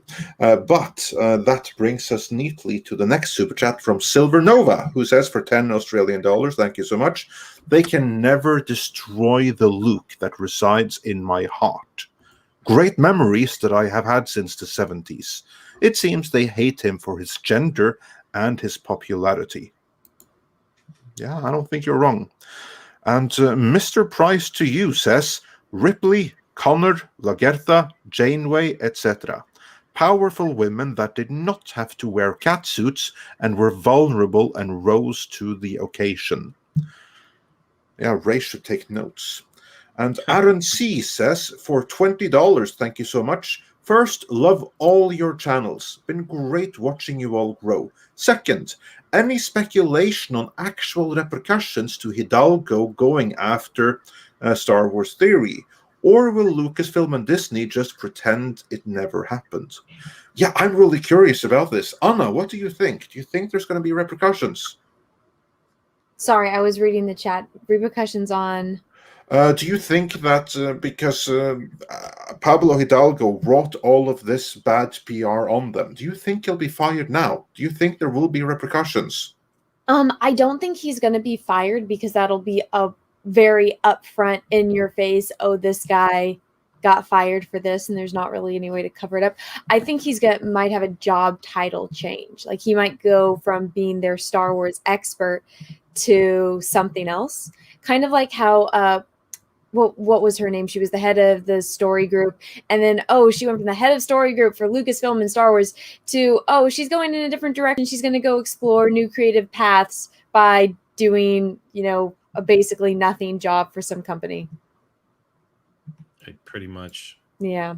Well, Carrie Hart, was that her name? Yeah, Carrie Hart. And there was then the one that was the Galaxy's Edge lady. The lady that was she got fired too. Or she got a title change. Now she's in charge of to be fair, that lady, it was not her fault. She was, doing her job, and then she had to basically deal with the catastrophe that Kathleen Kennedy invoked, and she lost her job because of Kathleen Kennedy's bad decision making. Well, now she's been working for the parks for what, decades? I'm not sure, but once they opened Galaxy's Edge and the attendance went lower and the profit from Galaxy's Edge was non-existent, then someone had to take the fall. So it was her. And they moved her over to like plate design. It was really weird. Like I was reading all about it, and so like, hey, we're gonna sell these plates in the theme park. How do you like this design? I approve. Next. Yeah, and then Captain Robert April brings up something I noticed too. Notice on his Twitter thing he said retired or whatever. Maybe he's lashing out because he got shoved out the door prior to this whole thing. And he's just, this whole Luke thing may be a butthurt subject for some of them. Who knows? What do you guys think about that? Is that a possibility? Oh, it's 100% like this, the bane of their existence. It's absolutely a possibility that he can have been shown the door already behind closed doors without them going public about it, that he just quietly was shoved to the sideline. We can certainly hope that that's the case. Well, something happened because he issued an apology. So somebody called him and said, hey, look, like we were going to throw you a bone. But I mean, listen, they've done a good job in erasing Luke Skywalker to the point of where Lucasfilm released a video of a lady sitting at an office desk with Luke Skywalker's picture and a big red X through his face on someone's desk. I mean, they did everything. And then Luke shows up for 7 minutes and we all are like, holy crap. Like, this is was it so hard? Was this so hard? And now they're all like, "Oh God, now look what we've done. Look, we didn't expect this response, and now And of course, nobody cried for anything Pablo Hidalgo did. Nobody had that same reaction for any book that he signed off on that are all screwed up anyway, like as far as continuity goes and movies or anything. And so these people are extremely jealous. They're extremely jealous, and I don't think he's fired over the fact of a YouTuber calling him out, because if you get fired over a YouTuber, like something like that, I will say that if I think it was more Twitter trending twice. Lucasfilm was trending, and then Pablo Hidalgo was trending. And here's the funniest part. The best part of this whole thing was the day before Disney released a job application for their new social media manager to help manage all these people's accounts and to help people, with their posts, and to help all the executives with their it's hilarious. And then Pablo does this. It's freaking hilarious. No, I was almost implying like he was gone before all of this. Yeah, I thought he was gone before. Yeah, like part of his lashing out had everything to do with the fact that he knew he was out the door because these guys killed Luke Skywalker. And you know what I think? I think that, he's probably been retired relatively recently at the same time that Disney are now looking for a social media manager, which I would say is about time. You need to look into your Marvel staff because there's plenty to deal with right there. I think that maybe this is some of what the new Bob Chapek is doing for the company. He's figuring out that, guys, seriously, we can't run the company this way with half our creatives calling our paying customers istaphobes every other day on Twitter. We need to do something. We need to have someone to stop this from happening. I absolutely think that's something to do. And I also think that maybe, just maybe, the Mandalorian himself, Pedro Pascal, might have had something to do with that decision, because he also had some not so nice words for those that sided with the sitting president, and he was very, very vocal about it on Twitter, and that tweet was forcibly taken down. So, I think it's all connected. Yeah, and people Nazis probably isn't your best route, especially like, half your fan base, maybe even the people that are working on these shows and movies, probably not the best idea. Also, I wonder how all the Jewish people felt that, are fans or that worked on, the movies. Also, everyone else that was affected by that certain political party he decided to associate with the president. But you're kidding. Like, how much lower can you stoop at that point? Yeah. And I'm sure they can find a way. I just want to thank Natasha Cloutier for being our killer wrench in the chat today. She's sharing everybody's links and doing all that good stuff. Thank you so much. And she just reminded me, Andre, that we do have a lot of super chats to get through as well. Yeah, we do. We do have loads of super chats. She's doing her job, even though she doesn't get paid. Maybe we'll have to work something out for her. Yeah, maybe we shall see. But speaking of super chats, Von says, Mandalorian has used diversity in its casting. Pedro, Rosario, Carl Weathers, Ming-Na Wen. Great storyline rather than a forced narrative. Exactly. And Silver Nova says, thanks to Mary's comment on toxic femininity, I will henceforth refer to Pablo Hidalgo as Turd Muffin. That's mean to muffins, though. Boy, that was a hell of a show last night, I tell you. Yeah, so everyone do check out the replay because the ladies were on fire. And I look forward to the night before. And I look forward to the next one now when we have all of this to go through. And Max Santiago says, at some point people have to boycott. I know no one wants to do that, but if this behavior persists, then they're leaving the fandom no choice. Indeed, but I think that for right now is enough with an outcry, visible outcry. The moment the Acolyte comes out and does everything we fear that it's going to, that's when you boycott. And Rambo JVR says, KK wants strong new female characters, but somehow agreed to kill off Phasma, barely 2 minutes of screen time in The Last Jedi. I read Phasma leading to The Last Jedi. Sigh.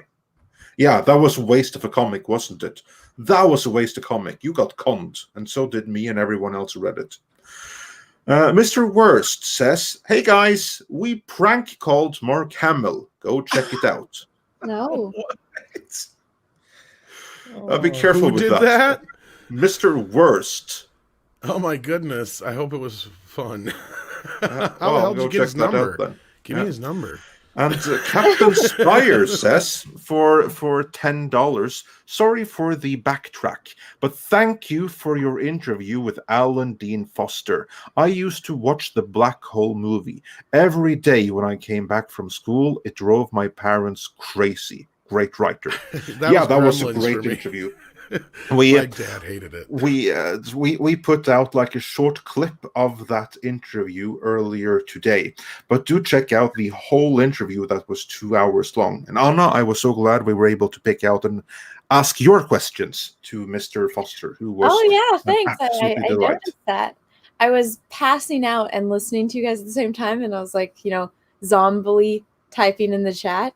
And then you're like, oh, Anna, that Star Wars girl asked this question. I was like, oh, yes, my question. Yay. Yeah. Yeah, no, I tried to pick up all the questions that came in the chat as well. It wasn't easy because the interview was fantastic, but the technological feats required to make it happen were a nightmare. So, yeah. Oh, yeah. Wow. So all kudos to Tom for making it happen. So if you wonder why it looks different, technical nightmare. So I'm going to say Luckily, about that. I don't. My radio instincts kicked in, and it just happened to come together. It took a little bit of work, but yeah. It wouldn't have worked without Tom's radio instincts. I will say that. You just plug something into something else, and eventually plug something into something else, and you might get it to work. That's. And moving on, Silver Nova says, into exile Pablo must go. Failed he has. Love the game. Yes. Stop sharing your emotions, peckerheads. That's what Pablo meant to say, no doubt. Well, Alex Greg is just bringing up some good points. This is something that's gone off across the board at Disney. It may be something that's going to change. The thing with Marvel, at least the comic side of things, they're so insignificant that they probably don't even pay attention to them. As far as the other parts, they are getting a social media manager now. I have a feeling that a lot of this stuff is going to come to a head. I know before this, Bob has been pretty hands off. As far as I know in his book, he talked specifically about some of this stuff, and he even brought up the whole Roseanne deal. And I'm not sticking up for him for what decision was made, but my understanding from the book thing, the only reason he got involved on the Roseanne thing is because this is not the first, second, or third time they've had an issue between the two of them. Because for those who don't know, Bob actually worked on the original Roseanne show for years. So they have a relationship, and I guess she had promised Bob she wasn't going to do this kind of thing. And so it was something personal between them. Again, I don't think it's a great excuse, and I don't think it's a good precedent to set for the rest of the company, but that's something that should have been adopted across the board if he was going to do that for her. Because otherwise everybody else has run willy-nilly to this point up until this situation, doing and saying whatever the hell they want to fans on Twitter. And it's no way to run a business, that's for sure. And sadly, it's not just Disney. We're seeing it all over the place. Indeed. So I hope they need a social media manager, and they need a good one. So I hope that they hire someone with common sense and not another ideologue, because that's the last thing they need. And I meant Bob Iger, for those who don't know who I'm talking about, because I see there's a lot of Bob jokes now. Yeah, there's multiple Bobs in Disney and really higher up. Yeah. But we meant the final buck stops here guy. Alex Acera says, what will be the bottom out for KK's side? Maybe we've seen it. I don't know. I hope we have. I mean, here's the thing, guys. They're never going to drastically get rid of KK in some major fashion. It's not like you're going to see some big headlines, Kathleen Kennedy fired from Disney. It's just not going to be that way. They're going to quietly just kind of push her stuff out, and she's going to retire eventually, and she'll get a watch and a pat on the head, and she'll get to go produce a bunch of Whammon movies that she wants to do, and Blood and Bone and all that stuff. I believe with everything in me, it's all about Indiana Jones. I think she wants to finish out Indiana Jones. That's always been a huge part of I her don't think you're wrong. career, and she's just waiting to get that done. I think if Indiana Jones had came out when it came, I think she just would have gone. I think she would have just left. Yeah, But I no, think of course she's she. waiting to get Indiana Jones done. She can't leave her job before she has completely and utterly destroyed and murdered Indiana Jones on screen. Yeah. Well, to be fair, we got to remember she's been a part of that since the beginning. I don't genuinely think that she has like this vendetta against people, but I feel like she has this idea. She believed in this idea that the future was getting these new fans, and it was a very short-sighted business plan. And I feel like, yeah, she's caught up in this Hollywood bubble of people that are in this groupthink of, we need to use our platform to further these careers of these people without even thinking, do they deserve them? It's like, or are they really even, here's the other thing, she sits there, she had all these opportunities to get a big female director on the main Star Wars trilogy, but she didn't. So again, I don't believe half of what she says. She's a producer through and through. She's full of shit. She'll do whatever it takes to get something done. And then when you've been Steven Spielberg's producer for 40 years, you can get anything done. I got to remind everybody, she's the most powerful woman in Hollywood. They're never going to besmirch her in public unless she does or says something really bad. It's not like they're going to be screaming from the rooftops, Kathleen Kennedy has been fired, or something like that. It's just not. Yeah, no. Then she's simply not going to be renewed, or she's going to explore new opportunities, or spend time with family, or some drivel like that. Or because she's old, she's going to retire. Well, that's just it. Yeah, she's also in her 60s, for fuck's sake. Yeah, and also, who would want to hire her after all of this? Because it's an open secret in Hollywood that she botched this, and I don't think that she's going to get anywhere near the opportunities after Star Wars that she would have before Star Wars. Agreed. Yeah, I mean, I'm not saying she's the most powerful person in Hollywood, but she's definitely the most powerful woman in Hollywood, that's for sure. Yeah, but that's only because of her current position. When she no longer has that. No, not just that though, Andre. You got to remember, and this is a fact. She's been around for all these years. She's been Spielberg's #1 guy, her right-hand man. I'm not trying to use sexist terms here, but we get what you mean. No, I know, but I'm just saying, she is, and not only that, she's worked with just about everybody else. She's worked from everybody from David Fincher to fucking Clint Eastwood.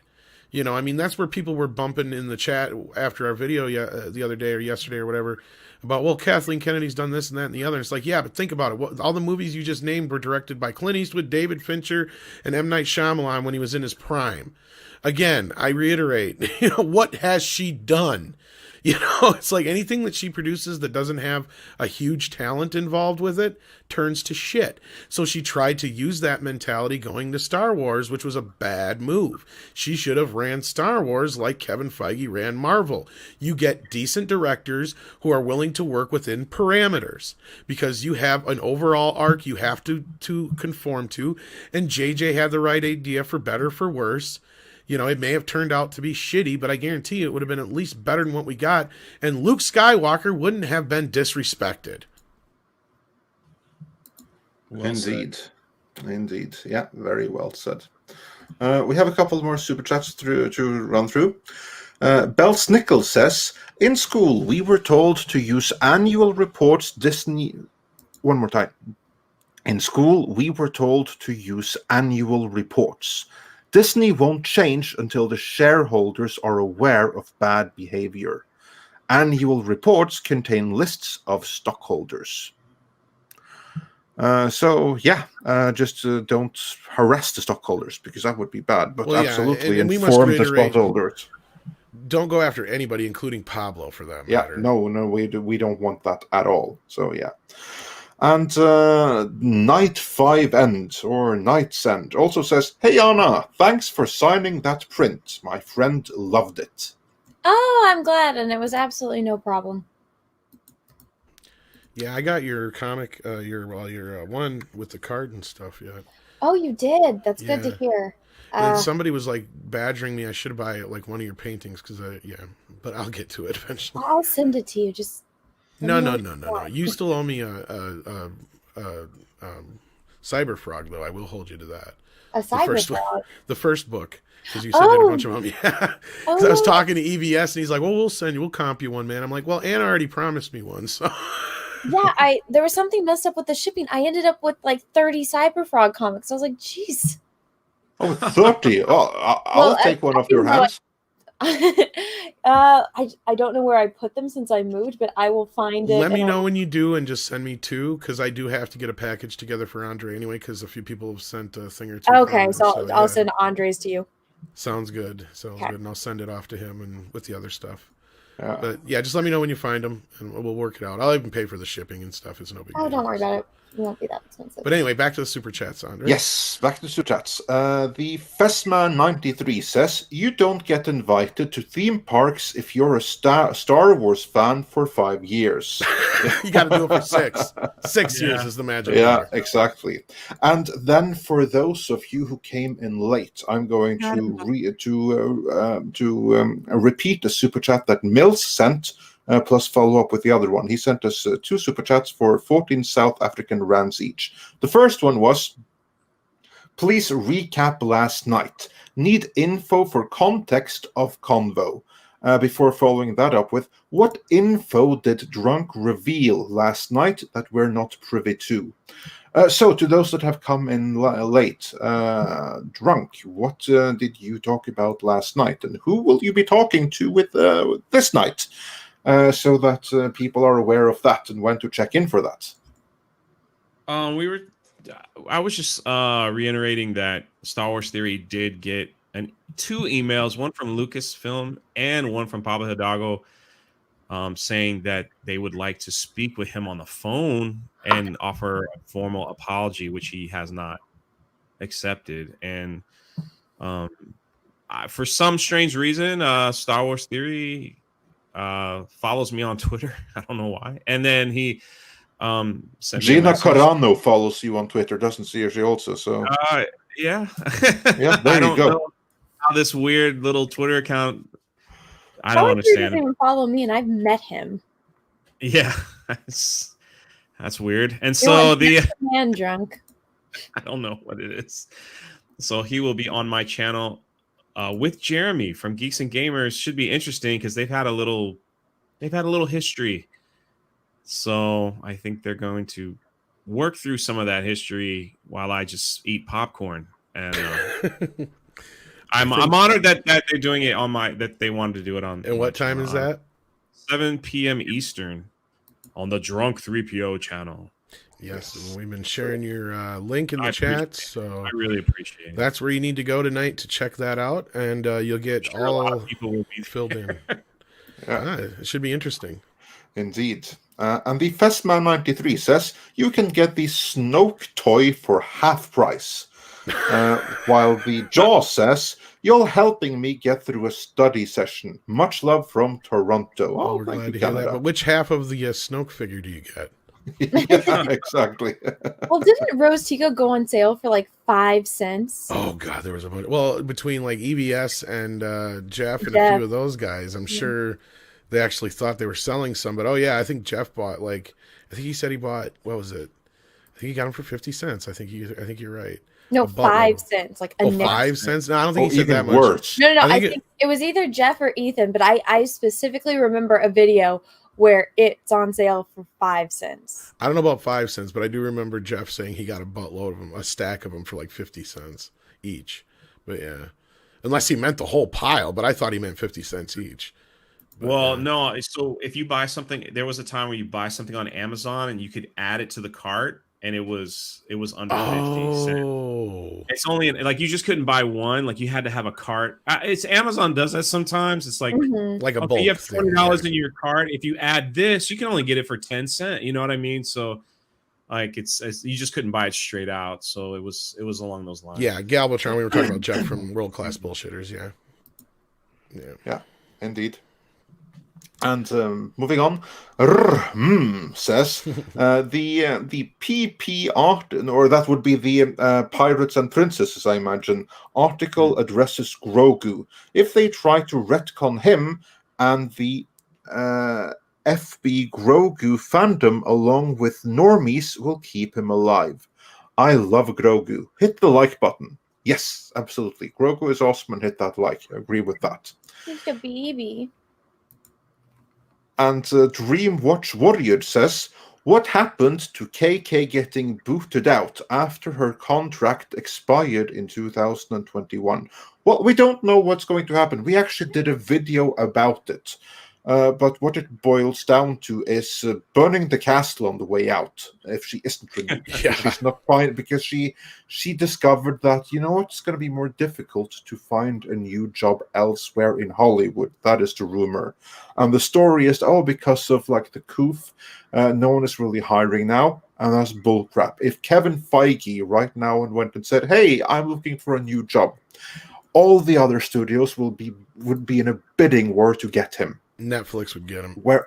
Whereas Kathleen Kennedy, as I said before, it's an open secret in Hollywood that she botched it.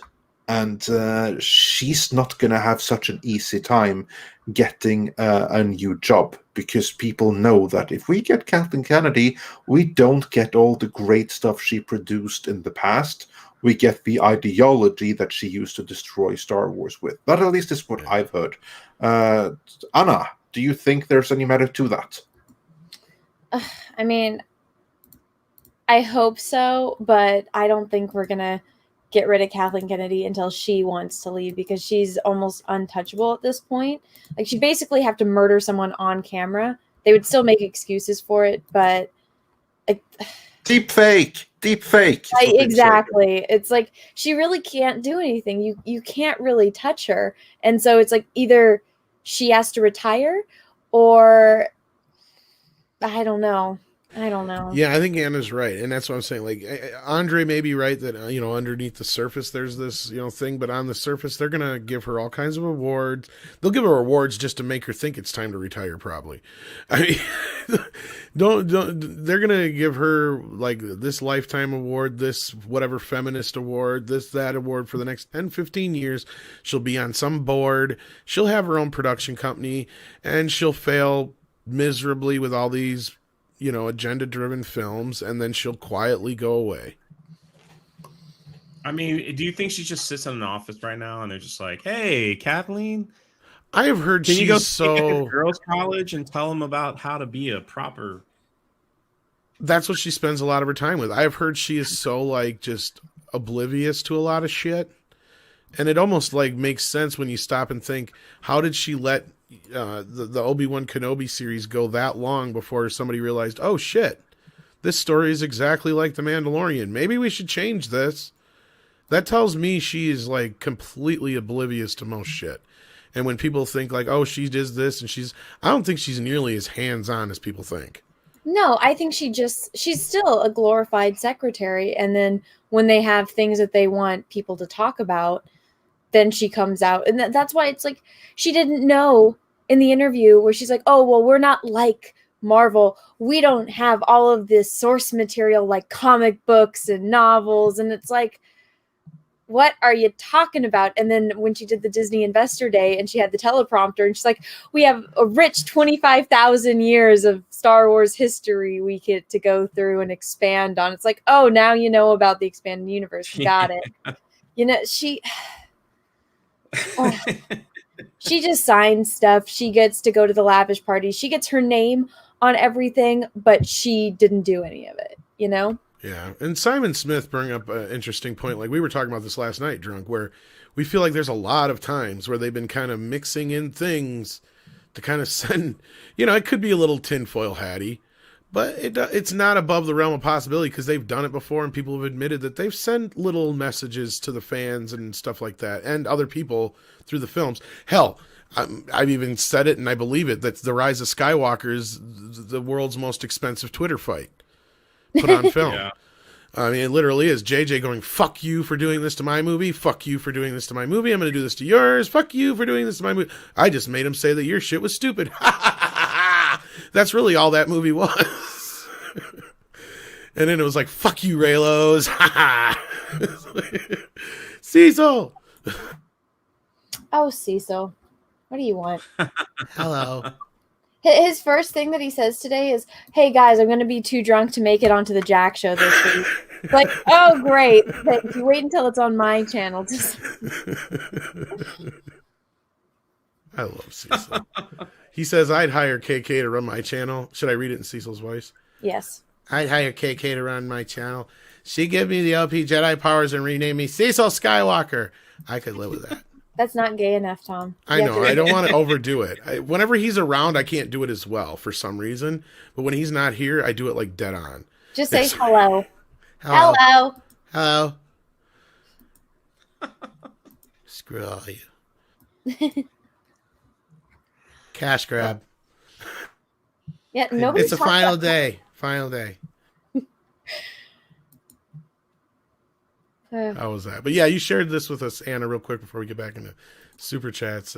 Oh yeah, it's just people jumping in to going, oh man, baby's crying about this, and I'm just gonna say it because that way everyone knows who we're talking about. So Steel Wars has some like hate boner for Jeremy, and I had to free up some space, so I organized all of my screenshots over the weekend because I had a 7-hour drive to go see my family. So I had some time on my hands with no internet. So I organized my screenshots and I was like, funny that this just happened. You do a tweet about man babies crying for the past 3 years. And then, nobody's talking about you, but you're trying to jump in this argument. Here's a tweet from 2 years ago of you crying about, Jeremy, the day that me and Jesse met. It's like funny. Speaking of people jumping in, looks like we have bootleg Kathleen Kennedy. I heard you talking about me. Call me a glorified secretary. You're all toxic, I tell you. Toxic. Do you want me to go get Frank? Oh, no. All right. These hey, Rob. How's it going? Oh, for God's sake. How are they fucking up Star Wars now? Well, actually, they might be headed in the right direction. We'll have to see, though. Do we need to ask Pope Bob Iger? No. Okay, we won't do that then. All right. No, we're good. Hey, what's going on, drunk? What's going on, Anna? Hello. How you guys doing? So yeah. So the right direction is that's something new that they haven't tried.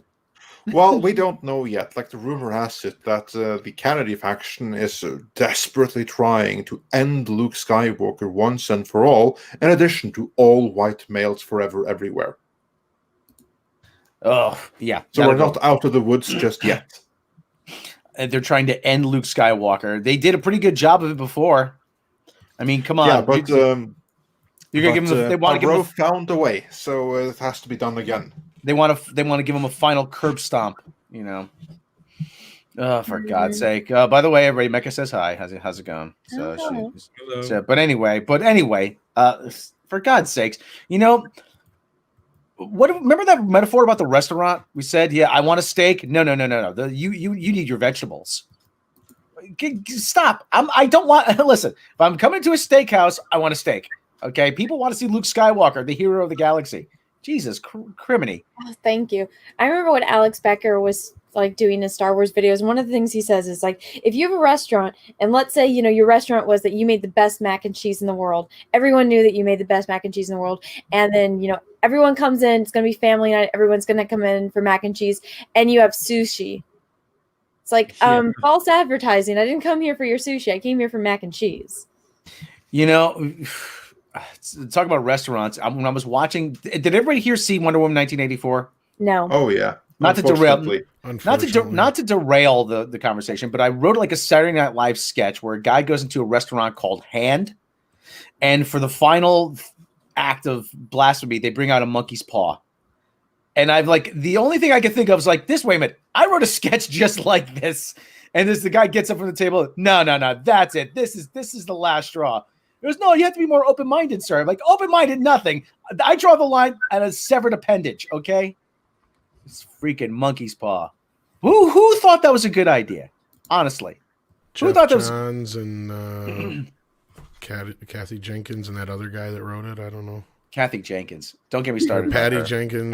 Patty Jenkins. Kathleen Kennedy, Patty Kennedy. I don't know. They're all the same anymore. They all mix it. But anyway, on with the super chats, Andre. Just so I can sound more sexist. Yeah. Anyway, as you said, on with the super chats. You Will Blom sent us 10 Swedish krona with no message, so thanks for the donation. And Nikki D says, I thought Disney was a for-profit corporation, so why do they constantly engage in behavior that angers their patrons? Well, I think that's probably a part of the reason why they just hired a social media manager. Don't you agree, gentlemen and ladies? Anna. Hired a social media manager? Wow. They're looking for one, I think. Yeah.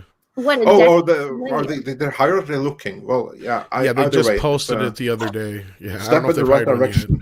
Oh, well, I'll do it. Send me the job application. I'll fill it out. Yeah, send an application. You'd be good at it. Did they go on Indeed? I mean, what's No joking at all. You would be good at it, Anna. You'd tell them to get their shit straight. You know what? You should absolutely send an application. You'd be fantastic at it. Let me see. Let's go on LinkedIn. My video is doing so great on that. It's just people are laughing their heads off. Yeah, because you found it, didn't you, Drunk? It was like an announcement that they're looking for. Yeah. They're like, hey, Lucasfilm is looking for a social media manager. And I'm like, perfect timing. Yeah. Oh, I don't think it's a coincidence at all, Drunk. I really don't. Well, I would be so good at that, but yet I'd be so bad because anybody would mouth off. They get a call in my office. Okay, Taika, A, shut up. B, go back to A. Okay.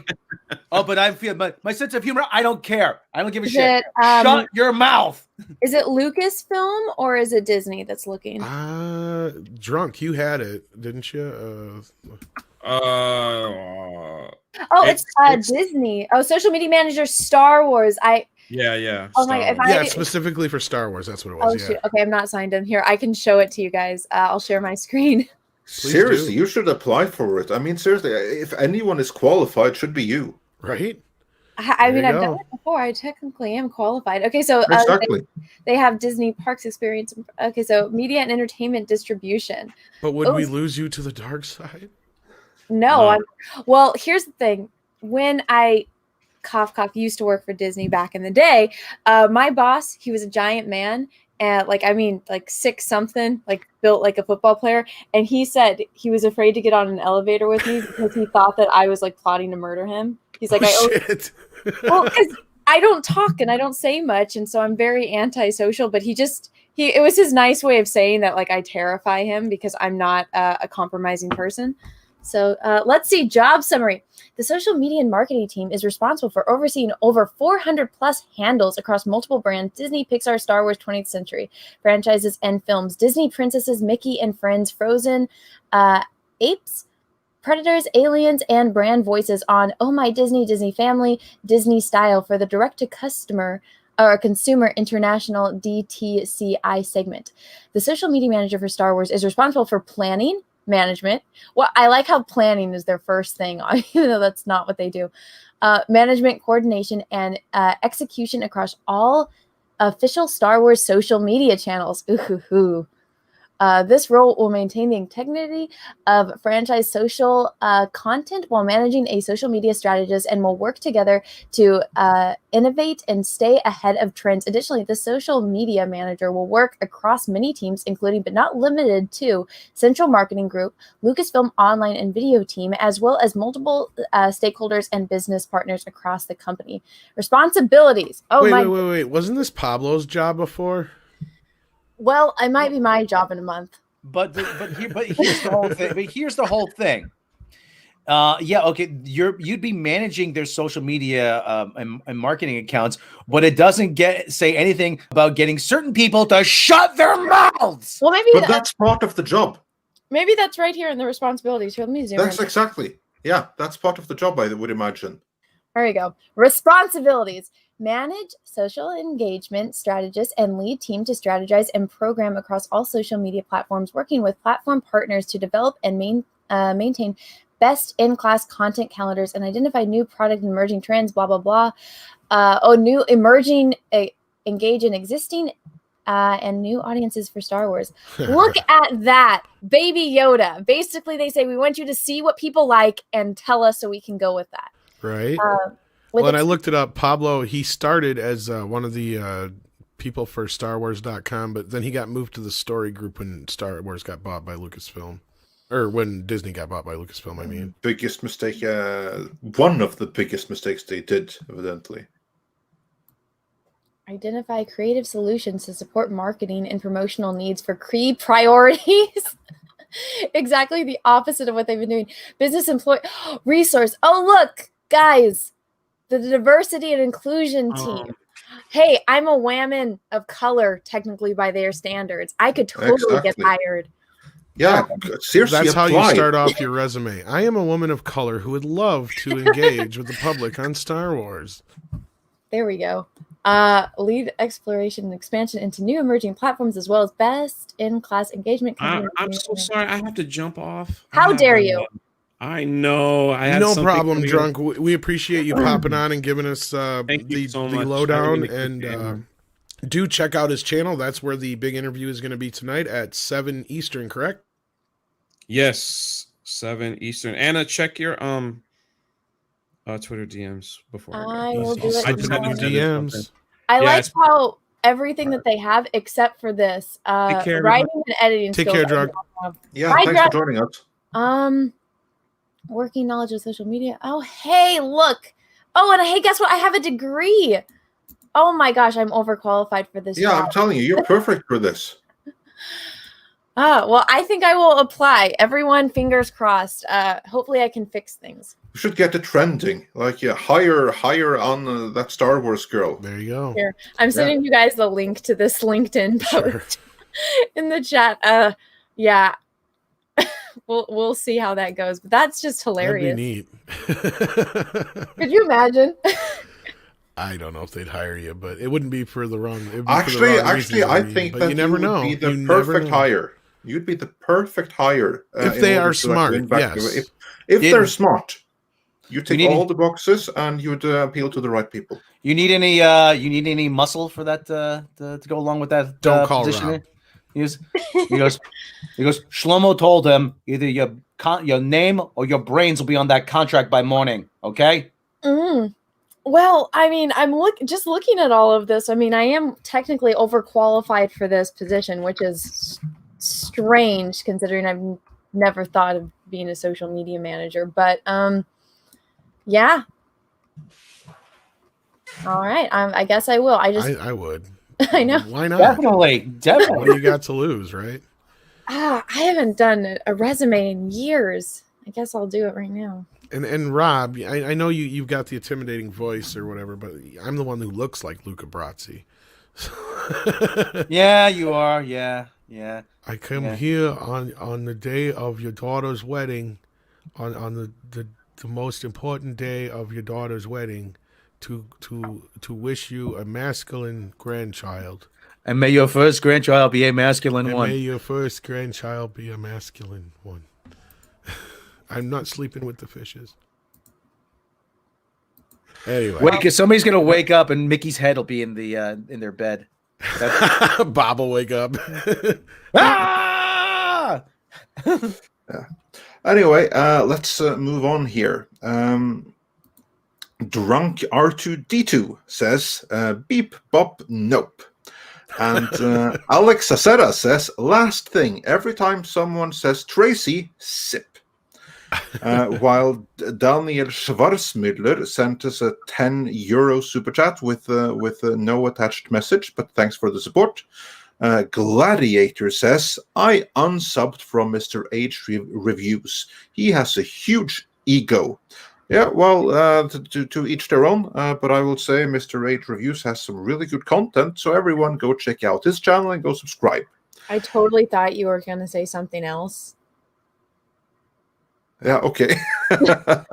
Sorry, my mind was totally in the gutter, the way that you were leading into that, and I was like, what kind of super chat is this? It's the morning time.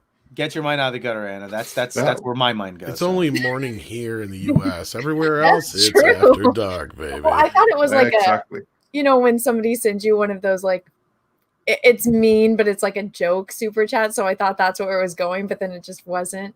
So it's like, oh, that subverted my expectations to the very core. Subversion. I know. Indeed. Anyway, let's move on. Dolomaticus says, if you think they would not try to upend the original trilogy, remember what happened to Doctor Who. Chibnall destroyed over 50 years of canon with one episode. Yeah, good going. And here, Daniel Schwarzmüller again for 10 more euros. Thank you so much, says, all I want is Sebastian Stan in a new sequel with Jon Favreau as director. But it will get dirty between the two parties. Yeah, it'll absolutely get dirty between them. And Joel Blom sent us another 10 Swedish krona with no message, so thanks for your support. And Alphadine Lewis says, KK needs to get ghosted. She is the true source of the dark side. While Yellow Flash 2 says, Mike Zero gets his scoops from a flash stick he found in the parking lot of Lucasfilm. Yes, indeed. Indeed. And Harry Bitensky says, for $18, thank you so much, you guys rule. But Thomas needs to be careful. His funny impressions reveal his location in the center of the earth. I think it's been proved a million times over that I'm not Doomcock. We've been on more, I think of all of us, I've been on more streams with Doomcock, so I don't think that's even possible. But Script Doctor, he's sus. Sure. I mean, I'm only really here just to be Anna's copy editor when she gets that social media job at Disney. Well, I forgot that Script was off during the week now. I didn't mean to miss sending you this. That's okay. I've been watching and just doing some sweeping and cleaning. Yeah, he's like, they forgot all about me. No, I'm good. What were you saying, Anna? My bad. I didn't mean to. Oh, no. I'm saying I definitely need an editor because I am severely dyslexic. And it shows sometimes. Well, I'll be in your back pocket for that. No problem. Thank you. And let's move on with the super chats now that we have you here. Mark C says, after the man-bashing wokeness of Wonder Woman 84, I have little interest in Rogue Squadron. Yeah, how excited are you for Woke Squadron now that we have seen Wonder Woman 84? Did Woke that do Squadron? anything Is that what you said? Woke Squadron? Yeah, exactly. Is that something that you feel more excited about? Script, since you just entered, why don't you lead there? How excited are you for Rogue Squadron right now, since she will be directing no matter who's writing? Well, her pitch during the Disney investors meeting did not sell me. In fact, it talked more about herself and less about the project, which you usually do that in the first minute of your pitch, and then you get into the nitty gritty. I mean, without spoilers, of course. And yeah, it just did not win me over. I'm not interested yet. Disney still has a long way to go, in my opinion, to get me on board fully for something of that nature. Anna? I don't care. She don't care about no woke. Yeah. There you go. That's how empowered you felt by Wonder Woman 84. Well, there went. Oh, I didn't see Wonder Woman 84. They're good. That's 2 hours of your time. You're not. Well, gonna regret. I don't know what everyone's watching it on, but I went out of town and spent Christmas with like family and stuff, and wasn't watching a shit movie. I did see everyone losing their minds about how I guess she raped a dude. And nobody got upset about that in like the access media, but everyone's like, oh, Wonder Woman technically rapes this guy. And so I was like, what? Yeah, that was the empowering part. Oh. It's not like it sounds. Basically Steve's in this other guy's body because of her wish. Yeah, I saw like the E-flap, the EFAP clip of it, and I was like, oh, okay, so I see how technically. But I'm not making an excuse, no. Yeah, I don't know. It just the first trailer, I was like, okay, this looks somewhat interesting, but I don't know. Maybe I'm a little bit cynical, but if I have a Wonder Woman movie, I kind of want it to be in the Justice League, and I'm not talking about the terrible movie Justice League, I'm talking about like the animated series, or I want to see her, during a time of war. And I like the fact that they made it World War I and not World War II because of what Captain America was World War II. But I mean, one of the things about, Steve is that she goes and sees him when he's in the hospital, and he's an elderly man because he didn't die originally. And, they still have that type of relationship, even, well, not romantic, just that deep bonded friendship. And she's still seeing him even though he's older and stuff, and like talking to him about her life and whatnot. And she didn't age and he did, because obviously she's a freaking Amazon. But I don't know. The fact that they brought him back instead of, introducing a new guy, it just like really, like, they had great chemistry together. Don't get me wrong, but I don't know. Just watching the trailers, I'm like, I have more things that I'm concerned about than, oh yay, I'm gonna get to see another Wonder Woman movie, Yeah, and they also missed a great opportunity that would be quintessential 80s, which is having Chris Pine look at himself in the mirror with the other guy, and they both say, "Oh boy," like Sam Beckett from Quantum Leap. Well, there's what all if they kinds showed of that the other guy was there and they were having like an Well- internal dialogue between each other, and it's like, yo, dude, like the other guy's just totally down with it. He's like, yo, I'm getting to, bang Wonder Woman. This is awesome. Well, Anna, you're not a very good feminist if you weren't excited to see another Wonder Woman movie. that's what I imagine. That's what I imagine. I got more party line excited is- out of Henry Cavill's latest Instagram post than anything I've seen from mainstream media. So don't even. I know. I'm kidding. I'm kidding. Yeah. You know what? I was outraged about this, about more so than Wonder Woman 1984, that I couldn't see Mr. Magoo's Christmas Carol anywhere. Oh, That was a bummer. Really? Yeah, I looked for it. It's not. There's a couple clips on YouTube, but the whole thing is like MIA. I got it somewhere. You really like it that much? It just reminds me of when I was a kid. All right. What do we have for super chats left, Andre? I know we had We have a few left, so let's get right into that. Love to Game says, drunk talk is just sober thoughts. Don't forget 3PO. And Joel Blum sent us yet another 10 Swedish krona super chat, so with no message attached, so thanks for that. And Thunderstorm says, I'd like to see the Rey character back with Daisy Ridley in the other camp, just to give a middle finger. 9 realm chests. Yeah. And Charles Burnett sent us $50. Whoa, Wow, thank you so much. Like that helps our life. That absolutely contributes and to $50 our gets you electricity Cecil. bill. Yeah. And he says, hey guys, I thought that the Hutts controlled the crime syndicate on Tatooine. So how could Boba take over all by himself? Well, I guess he only took over that particular location, and we'll see the rest of the fight in the Book of Boba Fett. That would be my guess, but maybe I'm wrong. What do you think? I think that'll be a big part of it, is who controls what. And again, like, we do know there was another Hutt. So, like, yeah. There's But a lot welcome, of the Cecil. Looks like he's getting started early there. Oh, Cecil. I'm home. He's home. I was stuck in fucking New York traffic. It was a nightmare, so I deserve this. I noticed that he's already drinking. But but the answer to that question, you ever see like what's that, Night Shift, one Ron Howard's first movies? You kill the pimp and then you go in and you take over his operation. Yeah. We'll have to see. Like, I think that's going to be a big part of the show going forward. How old are you that you got a night shift reference in there? Old enough. He's old enough.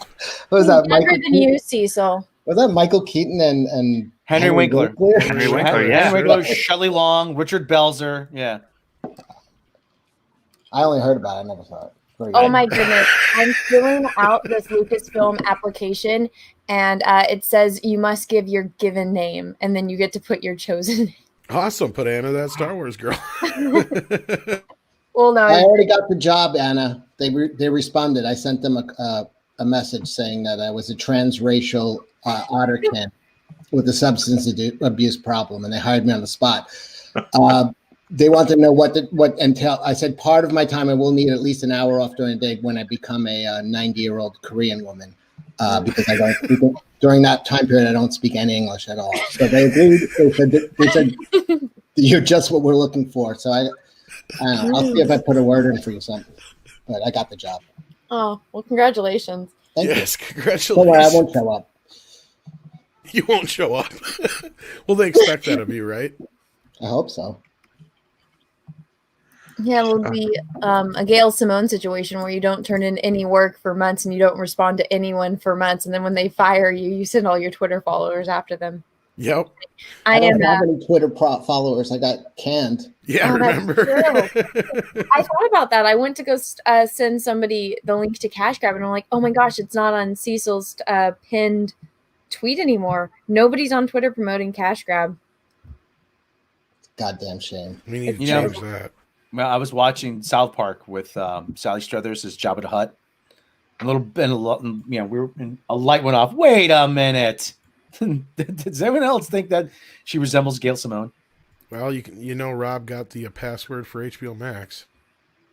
No, every South Park is available on SouthParkStudios.com. Oh, that's right. That is, yeah. But I know it's on HBO Max too, so I assumed you've been digging into that stuff. I'm getting into Primal. People, I haven't got a chance to see that yet, but I've heard really good things about it. Oh, it's great. It's awesome. It's really awesome. I'm absolutely into Primal. Great stuff. It is fantastic. So everyone should check out the animated Primal. You have to accept that humans and dinosaurs coexisted, but they didn't. The Flintstones lied to me? But that's an easier accept for some than to others, I hear. So, yeah. You weren't there, Andre. You don't know. Yeah, like the Flintstones was like that. They knew that back in the '60s already. Like that's common knowledge. Yeah, let's stick with the Flintstones. But anyway, if you like the Flintstones, you'll absolutely love Primal. I'm still endorsement. I'm still pissed that we're coming up on 2021 and the Jetsons promised me a flying car by now. Like I know. Damn it. Right. We were supposed to have like hoverboards and wear our pants inside out. What is going on? The only thing they got right was the wife taking the wallet out of his hand. Aw. Yeah, they sure overpromised there. But we have a promise to go through some more super chats. So let's do that right away. Zenith Works says, the Kathleen Kennedys are pop culture vultures. While Just Nova says, when you watch a 4-year-old interview of Hidalgo, it explains everything, including not being a fan. We have to look that interview up. So, yeah, feel free to send us that in a link. You don't have to super chat it, but send it to us. Love to check that out. Yeah, you can always DM to me on Twitter or whatever, yeah. Yeah, and Dayruin01 says, hey guys, any truth to Ray Fisher leaving the DCEU? I don't know. If he didn't get his way after that investigation, possibly. Wait, did we ever find out what it was that he was accusing Joss Whedon of? I don't even think he knows. He was trying to paint it as a racist thing, and I don't think he could. He was a jerk to him, basically. Yeah. But he has a right to be a jerk. Joss Whedon. Yeah, of course. Yeah. Like, And doesn't even allow chairs to be on set. So it's like you want to complain because Josh told you to say your lines? Really? These fucking people like Ray Fisher, grew up watching Care Bears and expected the real world to be like, no, people are going to be dicks to you, Ray. Come on. Yeah, we'll see what turns up there and if he stays or not. So far, I haven't heard anything. Yeah, I'll double check here. Yeah, but finally, Joel Blom, who's sent us a few blank super chats so far, now sends us 50 Swedish krona. Thank you so much. Eller tack så mycket, because he's Swedish. And he says, within 5 years, the Kylo helmet will not be included in the Disney Plus show openings. Then you will know what is coming. D-canon. Oh, yeah, that's a good point. That's there in the intro, isn't it? Yeah, they need to get rid of that. No, this is totally fucking legit. Ray Fisher calls out Walter Hamada. It's in Variety. He won't work with DC Films, Walter Hamada. Oh, wow. Yeah, well, he did say that before, didn't he? That Yeah, but that remember Hamada Walter was part of Hamada the had problem. that big interview that we were going to possibly talk about, but I don't think we're going to have time to. Yeah, we're not going to have time for that. But I think this will kind of okay. head up another day. Friday's show, evidently, if we do on Friday or not. I don't know. Yeah. All right, I you know what, Ray, start rehearsing lines for your next gig, okay? Oh, yeah, would you like fries with that? You're never gonna work in fucking Hollywood again, man. Come on. I think he's looking to be the Colin Kaepernick of Hollywood. Like, that's a really good gig if you get like called on to be on panels and boards and stuff. Like, he can make millions doing nothing. Yeah, but unfortunately, somebody else got there before him. His name is Boyega, and he actually has a legitimate gripe. Yeah, but that's why he won't get hired, because he's legitimate. This guy is like, Josh Whedon was mean to me. Ray Fisher's gonna be working as a Monback. Well, I think Hamada was one of the people he wanted out the door, isn't it? It sounds I like have to research it more. I cannot say. Yeah, well, yeah, we got to check that out more. This is getting we'll check that out more, and we'll get into that. In the meantime, RK Rex says, "Don't settle for okay. P.S. Tom, I'll hire you." Awesome. Obviously, in reference to if you fire to the me. situation in which Tom will get fired. So if I go out and say a bunch of racist, sexist things, I'm good. All right. Yeah, so keep that in mind. Or actually don't, because I need you here. I know. Yeah. And David Hervey says, Jon Favreau is pretty sly. This is the way. Really means this is the right way to do Star Wars. Well played, sir. Well, and that goes back to what you're saying. I do think they are sending little messages. I don't think you're wrong.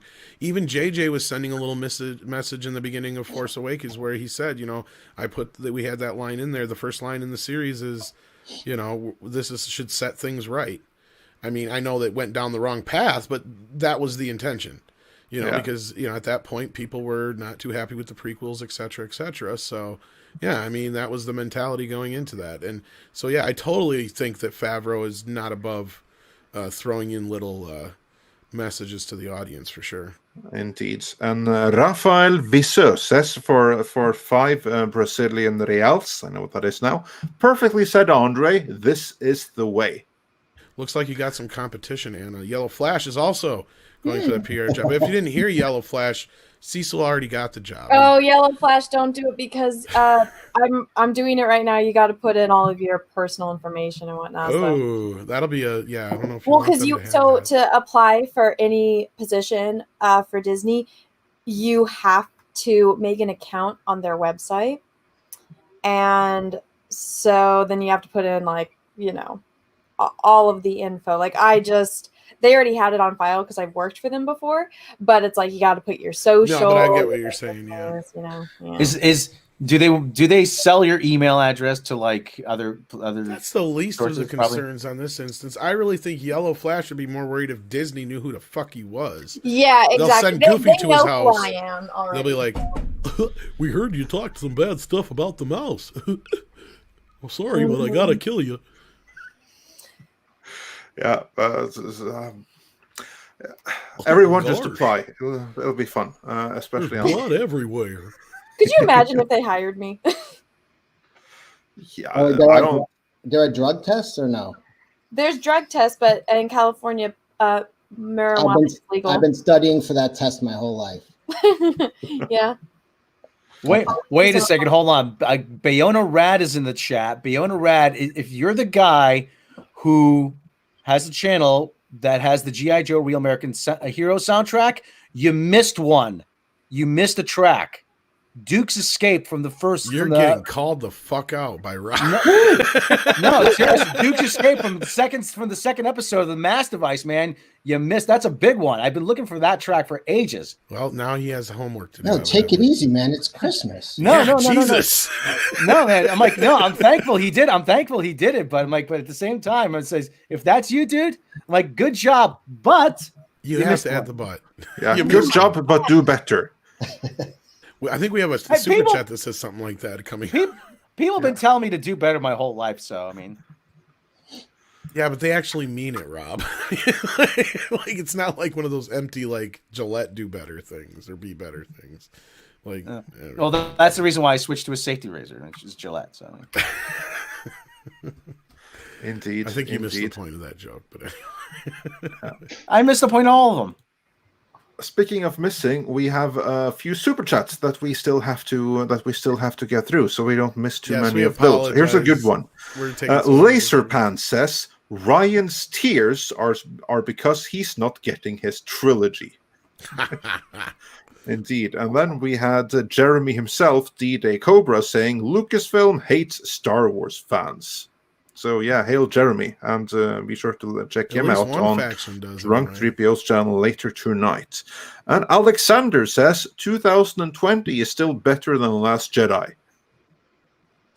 Whereas That's a low bar. I don't know. and it's still couldn't even reach that. But yeah, Pablo Papano says, what do you mean by these people? And the Fessman93 says, get Pablo on Friday Night Tights. Oh, I'm sure Gary would love that. Oh yeah, that would be awesome. And Love to Game says, Star Wars Theory versus Pablo Hidalgo live on pay-per-view. Make it happen. Yeah, I'd pay for that too. Alt Shift M says, Ryan Johnson has tears running down his face. Meanwhile, his trilogy. There you go. And Talents of Water, on that note, says, so what's this about the Kennedy striking back? Well, that's about them, apparently, according to the rumor that we relayed from Pirates and Princesses, is that they're going to use the comics and novels and stuff like that to try to undermine what Favreau is doing and changing canon to screw him up, which of course he can ignore. So good luck with that. And Blue Blood 71 says, the Lucasfilm behind-the-scenes Civil Wars sounds more interesting and dramatic than anything in the sequel trilogy. Hell yeah, that's a Star Wars movie I really want to see. It's a documentary about what's going on behind the scenes. Maybe someday. Yeah. And Nerd Cookie says, what a panel of really awesome people. Oh, thanks, Elaine. Yeah. And here we also have one from someone that has joined us right now, Cecil. And he said, I've been stuck in traffic listening. Great show, guys. Happy New Year to you all. Well, I'm glad the traffic cleared up. When I hear what a panel of really awesome people, I always expect to hear at the end, except Rob. Well, we love you. I know. I don't want to derail your super chat. I know you guys are trying to wrap up, but when you were saying the Civil War thing, Ethan had a great theory on this whole Baby Yoda thing being a metaphor, that Favreau and Filoni were the Mandalorian. The Baby Yoda was the future of Star Wars. Moff Gideon was the KK faction, and Luke is the fans, and that's them coming in, taking the future of Star Wars and handing it back to the fans while defeating. And I was like, that's really good. Like that is a good metaphor. Yeah, he called it like early. He's like, I know that Baby Yoda is just a stand-in for the future of Star Wars, and that was their shot at Kathleen Kennedy. It's like, no, we're taking the future of Star Wars and we're giving it back to the fans. Very that's interesting. a really good metaphor. Well, is it just me, or has it been like you've been watching people try to defend The Last Jedi over the last few weeks, and they all keep coming back to the same point? Yeah, but Baby Yoda's going to get killed by Kylo Ren. I'm like, shut up. Okay, that's what I think. You don't know that for sure. No, yeah. And Rod Thunderheart. Oh, go ahead. He survived Order 66. He can survive that. Yeah, and Rod Thunderheart here, pointing out the obvious. Every one of us is off camera except for Cecil, who's on camera with a mask. Yeah. So everything is as it should be in YouTube land. All is good in YouTube land. And we actually have a question for you that came right now from Diego Flores, who says, also, Cecil, what is this about NYC becoming like what Venkman described in the first movie? Rats killing pigeons, squirrels attacking people. young gangs of ruffians in the streets. Yeah, how's New York these days? It's a little. I don't even know what the traffic was. It was probably people smashing people's cars on the highway. It's a little weird right now, but it's always been. If you live in New York, it's Another day. yeah. Andre, you know what you just described in New York? It's called Tuesday. I just said that. Yeah, just another day. Here's what happens. There could be a riot going on 3 blocks away, and then like nobody 3 blocks away even knows. They're just sitting at cafe. Can you keep this shit down? Yeah, I'm trying to fucking eat here. Yeah. Yeah, and Fat Steven Seagal beat up Hidalgo. Who wants to know which one is Rob again of all the He's masked the one people? that says, ho, ho, ho, stick him up. Yeah, exactly. And since we are on the topic of... yeah. I was waiting to see if you got that reference. And Centurion XYZ says, the only emotion the sequel trilogy elicited from me was anger at how they treated our beloved characters. No tears of joy like Mando. Yeah, indeed. And Matt G says, you like this one, Cecil, I nominate Cecil to be the new Lucasfilm social media manager. We might have gotten it before, but we got it again. I humbly accept your nomination. Yeah.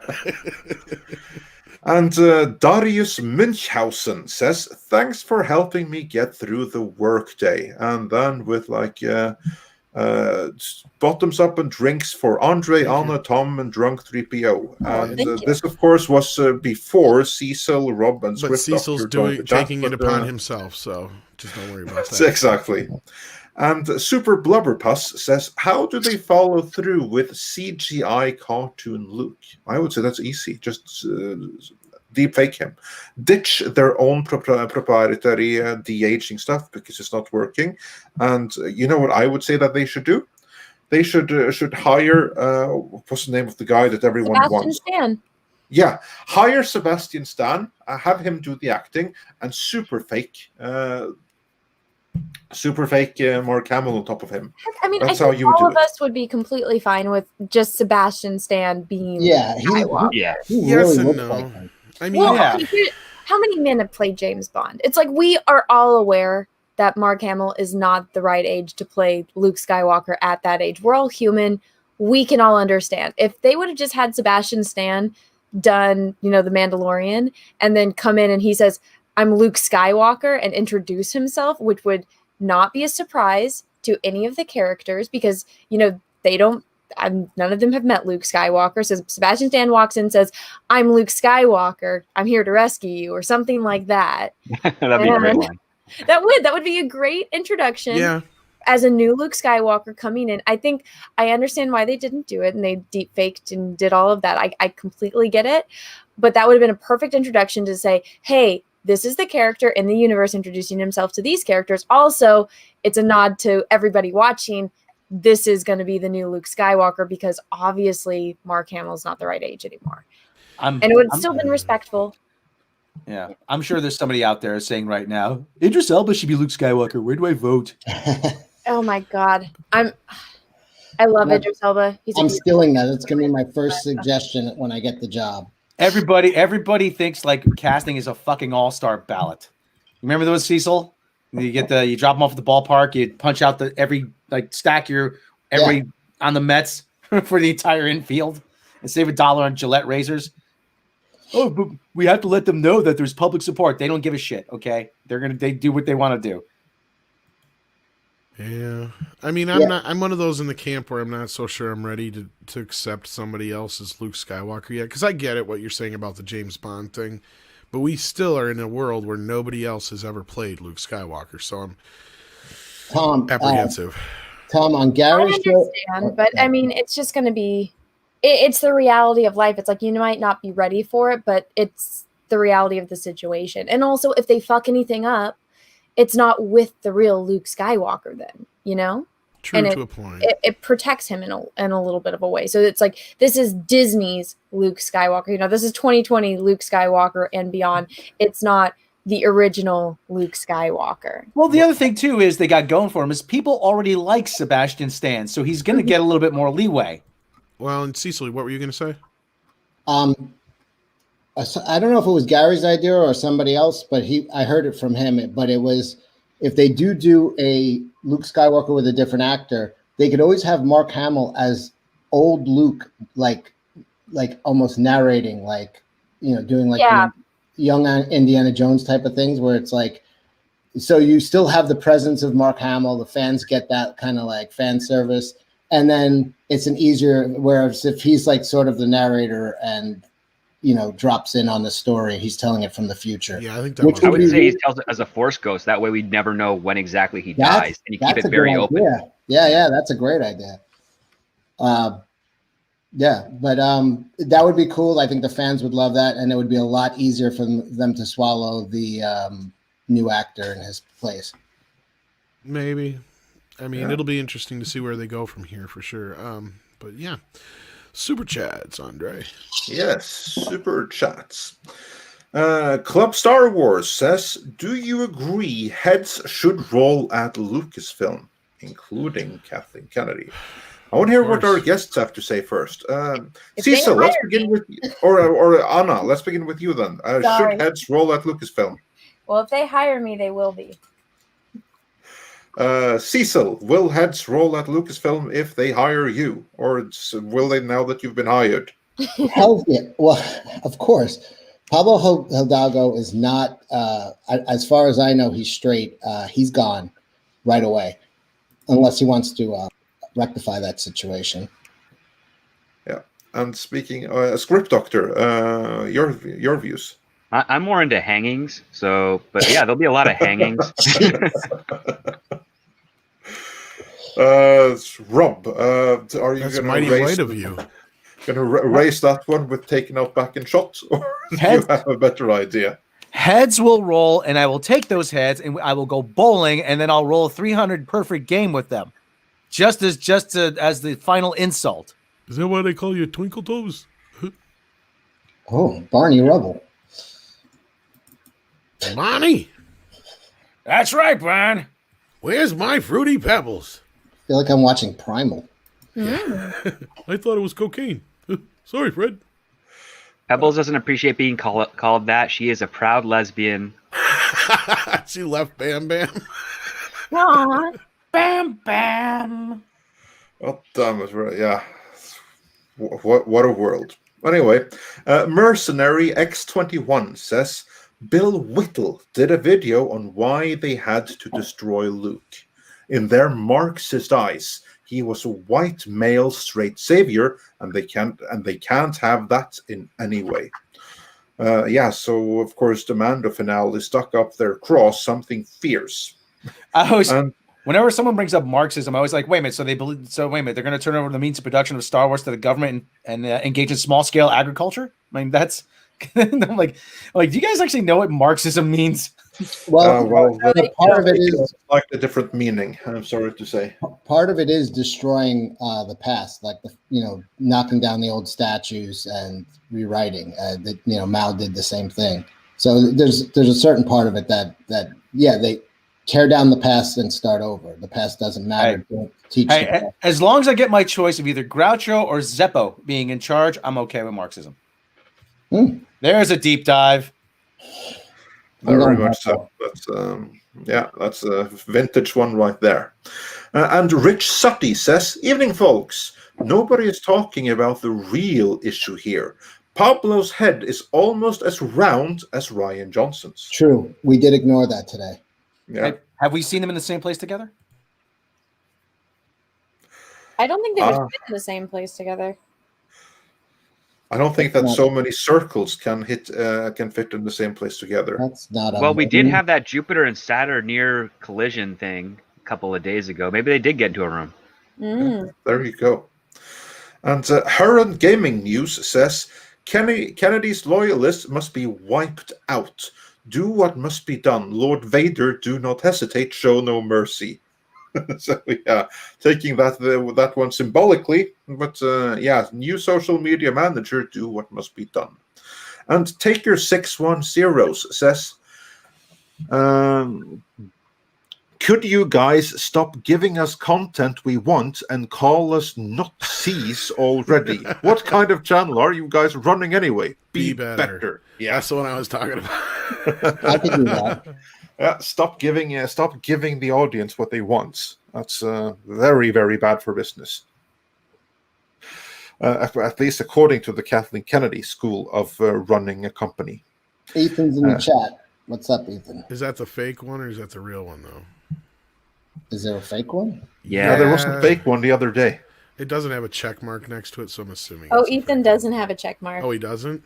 No. Well, he has my. If he's real and he wants to hop in, he knows how to get a hold of me. I'm not trusting anybody since that one. I'll throw the real Ethan a link for you. Yeah, if you want to, go ahead. Yeah, if it is him, absolutely, for sure. go for it. He's more than Go for welcome. it. I've been trying to get him on the morning show, actually. So, yeah.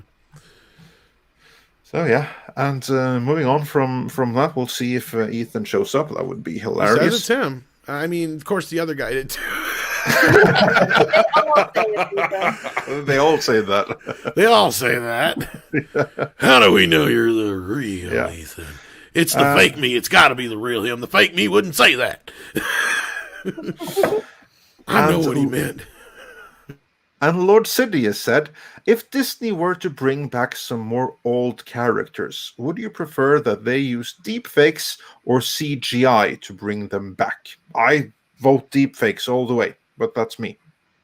What do you guys think? Puppets. Puppets. I'm with it. Yeah, Muppets. Even better. Let's go nuts. Hey, we could finally have Disney revitalize the Muppets with that.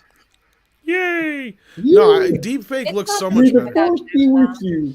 What were you saying, Anna? I'm sorry. Oh, it's not the same without Jim. Yeah, no. I know. The deepfake, I figured it out after somebody, I can't remember who's the name of the person who did the Luke deepfake, Andre? That would be something with S. We've been trying to get him as well. He's easier said than done to get a hold of. And welcome, Ethan.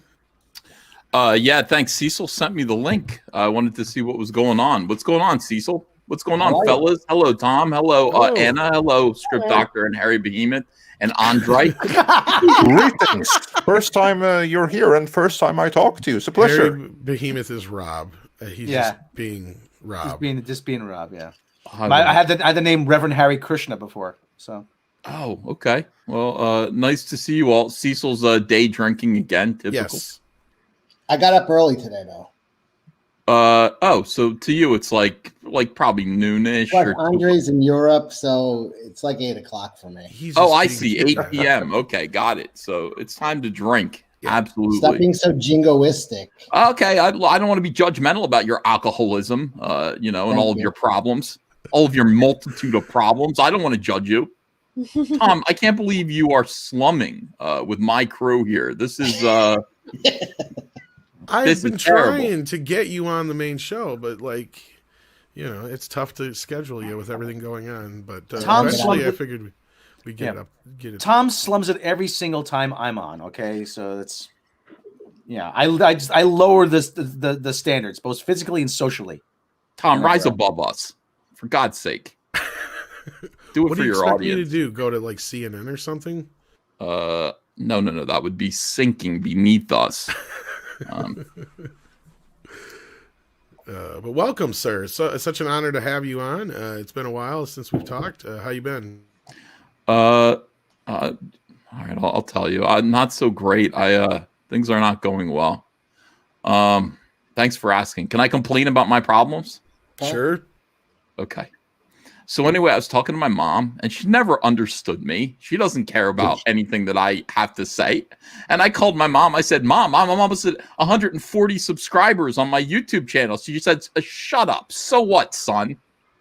And I said, Mom, don't you care about my accomplishments? And she said, I never have. Why would I start now?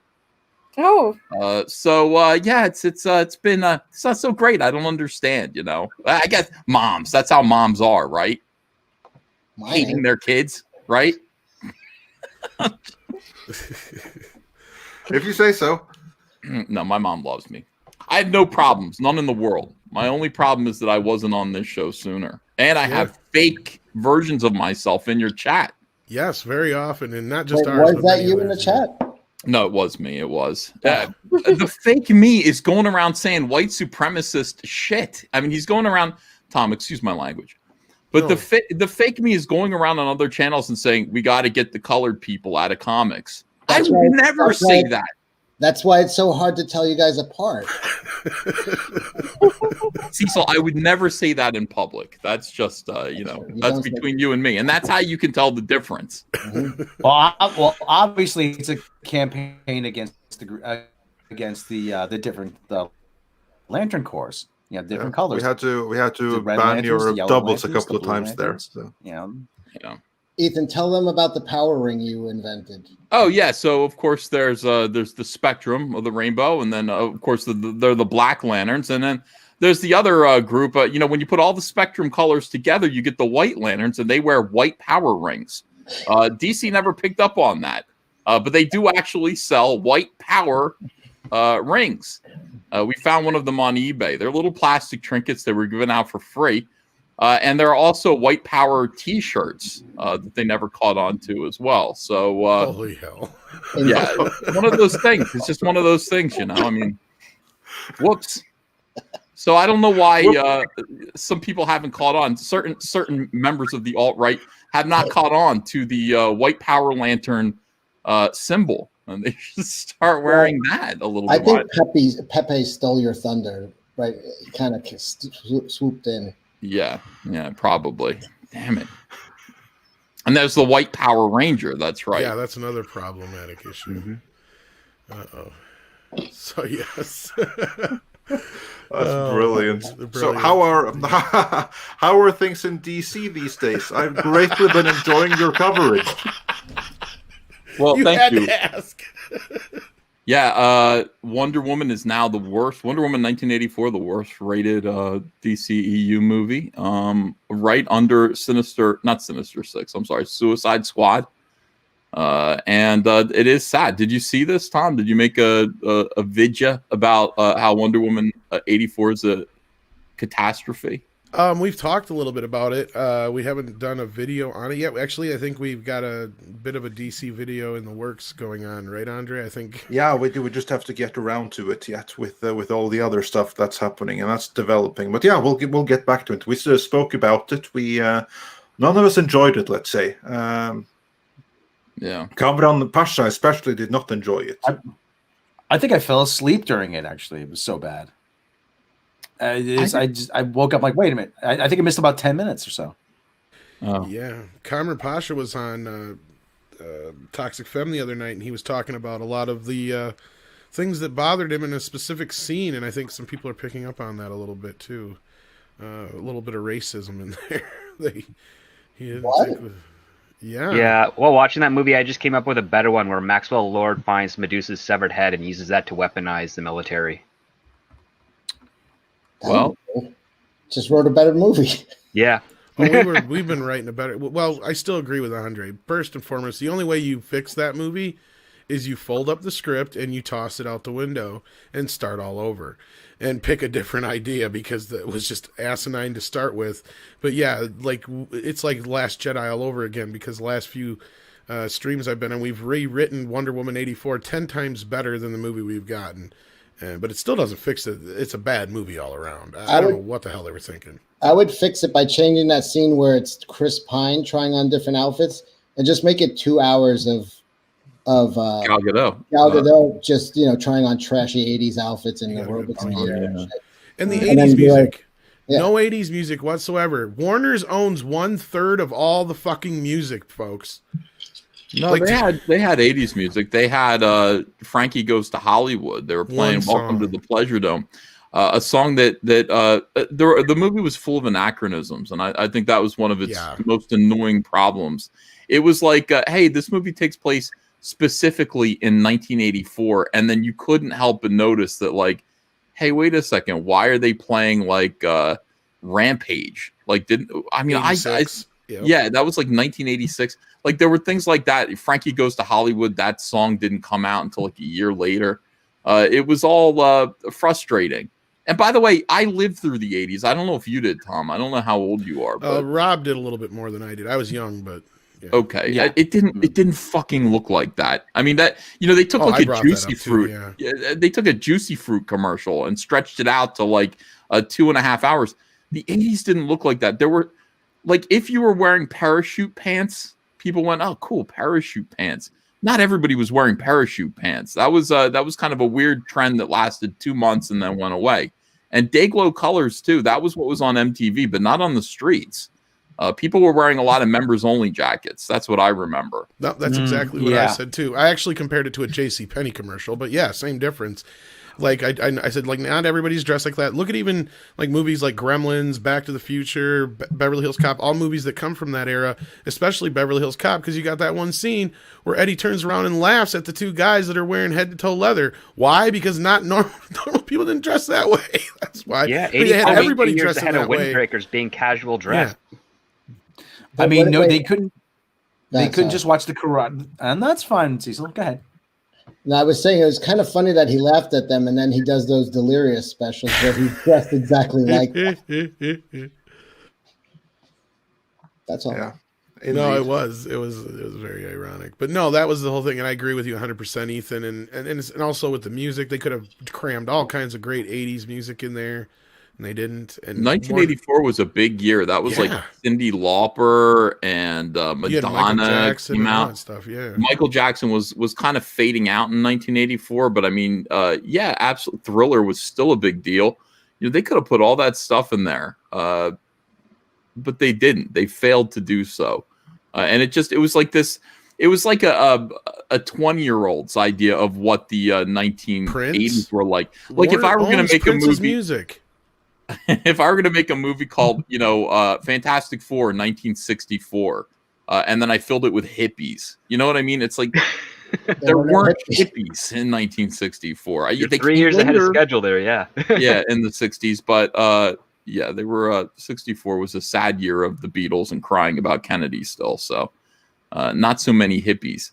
I don't know. It was just disappointing, and Patty Jenkins should know better, but I got to say something. Patty Jenkins, like, I didn't know this about her, but I've really come to appreciate something about her because I've seen.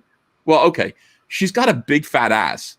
I didn't understand this before because I've only seen pictures of her from like the waist up, but she really does have a big booty, and you can see it in her trailer promo for Rogue Squadron, where she puts on. She puts on the. I'm gonna check this out because I don't believe you. No, you can believe me. Go ahead and check it out. But she puts on the X-Wing fighter outfit, and that ass is like she's like pear-shaped, big fat ass on her. So I don't know how interesting that is to other people, but I know people would be interested. He's checking it out already. Okay, all right. He's not the only one checking it out. I know. I figured you would be too, Rob. Yeah, big fat ass. I mean, a pear-shaped woman. First time on their show, and Ethan brings up big fat asses. It wouldn't be Ethan if you didn't. By the way, Rob Altus in the chat was right. There should have been Van Halen playing. Oh, that? Yeah, 1984. Yeah, and I brought up Prince. I mean, he was huge in '84, and Warner owns all his music, for fuck's sake. There's no excuse. It's not like it was, it's too expensive. Fuck It was that. a made-for-TV movie. That's what it was. It was. There was no big bad. Like the big bad was, Pedro Pascal with a bloody nose. It's like that's the fucking big bad guy. Like Robert Meyer Burnett brought this up. He said it felt like a kids movie. It felt like it was written as a kids movie, and because everything was just so rudimentary. The freaking stone there, it grants wishes. I'm like, and then the rules are very kind of nebulous, and it just didn't. Yeah, it just didn't feel like a serious film. No, you're right. I was waiting for any moment to hear Ted Knight going, "Meanwhile, at the Hall of Justice." That would have been brilliant. Whoa. We got a huge super chat from the Zardoz here, and then we should probably get back to some of our other super chats just the same. Every tear of joy and smile for Luke is a retort against their SJW narrative cult. The funny aspect to all of this is that fandom, by its very true nature, is inclusive and accepting. a natural form of diversity based on merit and respect. And that's what the hashtag Fandom Menace has been built on from the start, is that we are a bunch of different voices from different places, and we don't like what they're doing, you know, and we don't like being told that we're istophobes in the process. Yeah. Yeah. Has anyone seen Kathleen Kennedy's ass? I mean, is it as fat as It's a pancake ass. I don't Patty know. Jenkins? I don't think I've ever seen her ass She before. was a Right, Miller? dancer in the Indiana Yeah, Jones go- movie. I saw her at the BAFTA Awards on BBC America, and they gave her a lifetime achievement, basically just defending what she's done in the industry from the rest of us. And she was drunk as a skunk. She was Oh, yeah. slurring. Thank you. There's nothing wrong with that, by the No, way. but coming from her, coming out of her, it was just like, you know, it was a like my avatar.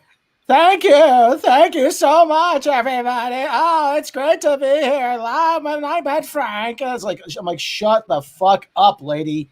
She sounds like Betty Davis at the end of her life. That's No, I was saying Kathleen Kathleen Hepburn. Hepburn. Yeah, you're right. You're right. Yeah. I think I'm going to be seeing a lot of her ass because I just got hired at Disney Star Wars. Oh, you're lying. Yeah, we're going to have to report back on that. But before we move on with the super chats, Ethan, now when we have you here, I want to ask you another Star Wars related question, since of course you are a fan of Star Wars as well and quite well known for it. Who's the main asked topic you want to hear about? I mean, who's? We'll get back to the asses, but in the meantime, what we're discussing today is like the most recent rumors coming from Pirates and Princesses and their insider, WDW Pro, who claims that the Kathleen Kennedy faction at Lucasfilm are actively trying to sabotage the resurrection of Luke Skywalker by putting roadblocks in other parts of canon, like comics and novels. Plus, they don't want to see a white male lead the movies ever again. Assuming there is something to those rumors, what would be your thoughts on that? Well, I'm glad you asked. You know, it's very clear from The Mandalorian that Lucasfilm on the inside has split into two factions. There's a split in it, like Patty Jenkins' booty. There's a nice big fat split. Now, on one side, you've got the Kennedy loyalists, and on the other side, you have Jon Favreau and his incursion, I would say. And his incursion is very much in line with, even though I'm sure he'll never say anything close to this, so don't even bother asking him, anyone, much more in line with the Fandom Menace. And as I was saying on my channel the other day, there's a whole coded message running through The Mandalorian. I already told them it, but go ahead. You'll do it better. Never mind. I'm sorry. I gave you credit, but go ahead. You'll do it better. Well, I mean, here's the thing. Yeah, Luke Skywalker represents, us, the fandom, and the way Star Wars has always been and what it's meant to be. And so they're fully aware of this. You know, they're fully aware that, traditional Star Wars fans tend to win the day. When you give them what they want, people are happy. Everyone's happy. Normies are happy. And Jon Favreau was prepared to do that.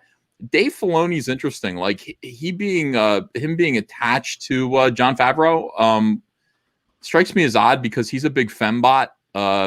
He's a weirdo too. I like his stuff, but he seems to be more kind of aligned with and loyal to Kathleen Kennedy. And yet here he is along for the ride with Jon Favreau as Jon Favreau attempts to restore what was great about Star Wars. A lot of people are saying, and here's the big clue, by the way, that everything that I say is right about this and correct. People go, Grogu makes no sense in continuity. You know, it's like, what do you mean? Like he survived Order 66. Nobody's ever mentioned another Jedi out there, like a powerful Jedi. Like nobody knew about him. Luke Skywalker never mentioned him in the sequel trilogy. Nothing. It's because he's not real. He's just a symbol. Like he isn't actually. We'll never see him again. This entire story was meant just to say, Star Wars is in good hands again. And that's all it was. And Baby Yoda represented the future of Star Wars, like Baby New Year. the potential, the future of what could be Star Wars put in the hands of Luke Skywalker, young Luke Skywalker again, who hasn't yet betrayed everything that he ever stood for. I mean, these are frightening messages to to the Force's female segment of Lucasfilm, to the Pablo Hidalgo. That's why Pablo Hidalgo had a nervous breakdown and humiliated himself. All of that stuff. It tends to be a big problem. They hate Luke Skywalker. He represents the patriarchy to them for some weird reason, and they've been trying to diminish his role in Star Wars since they acquired the franchise.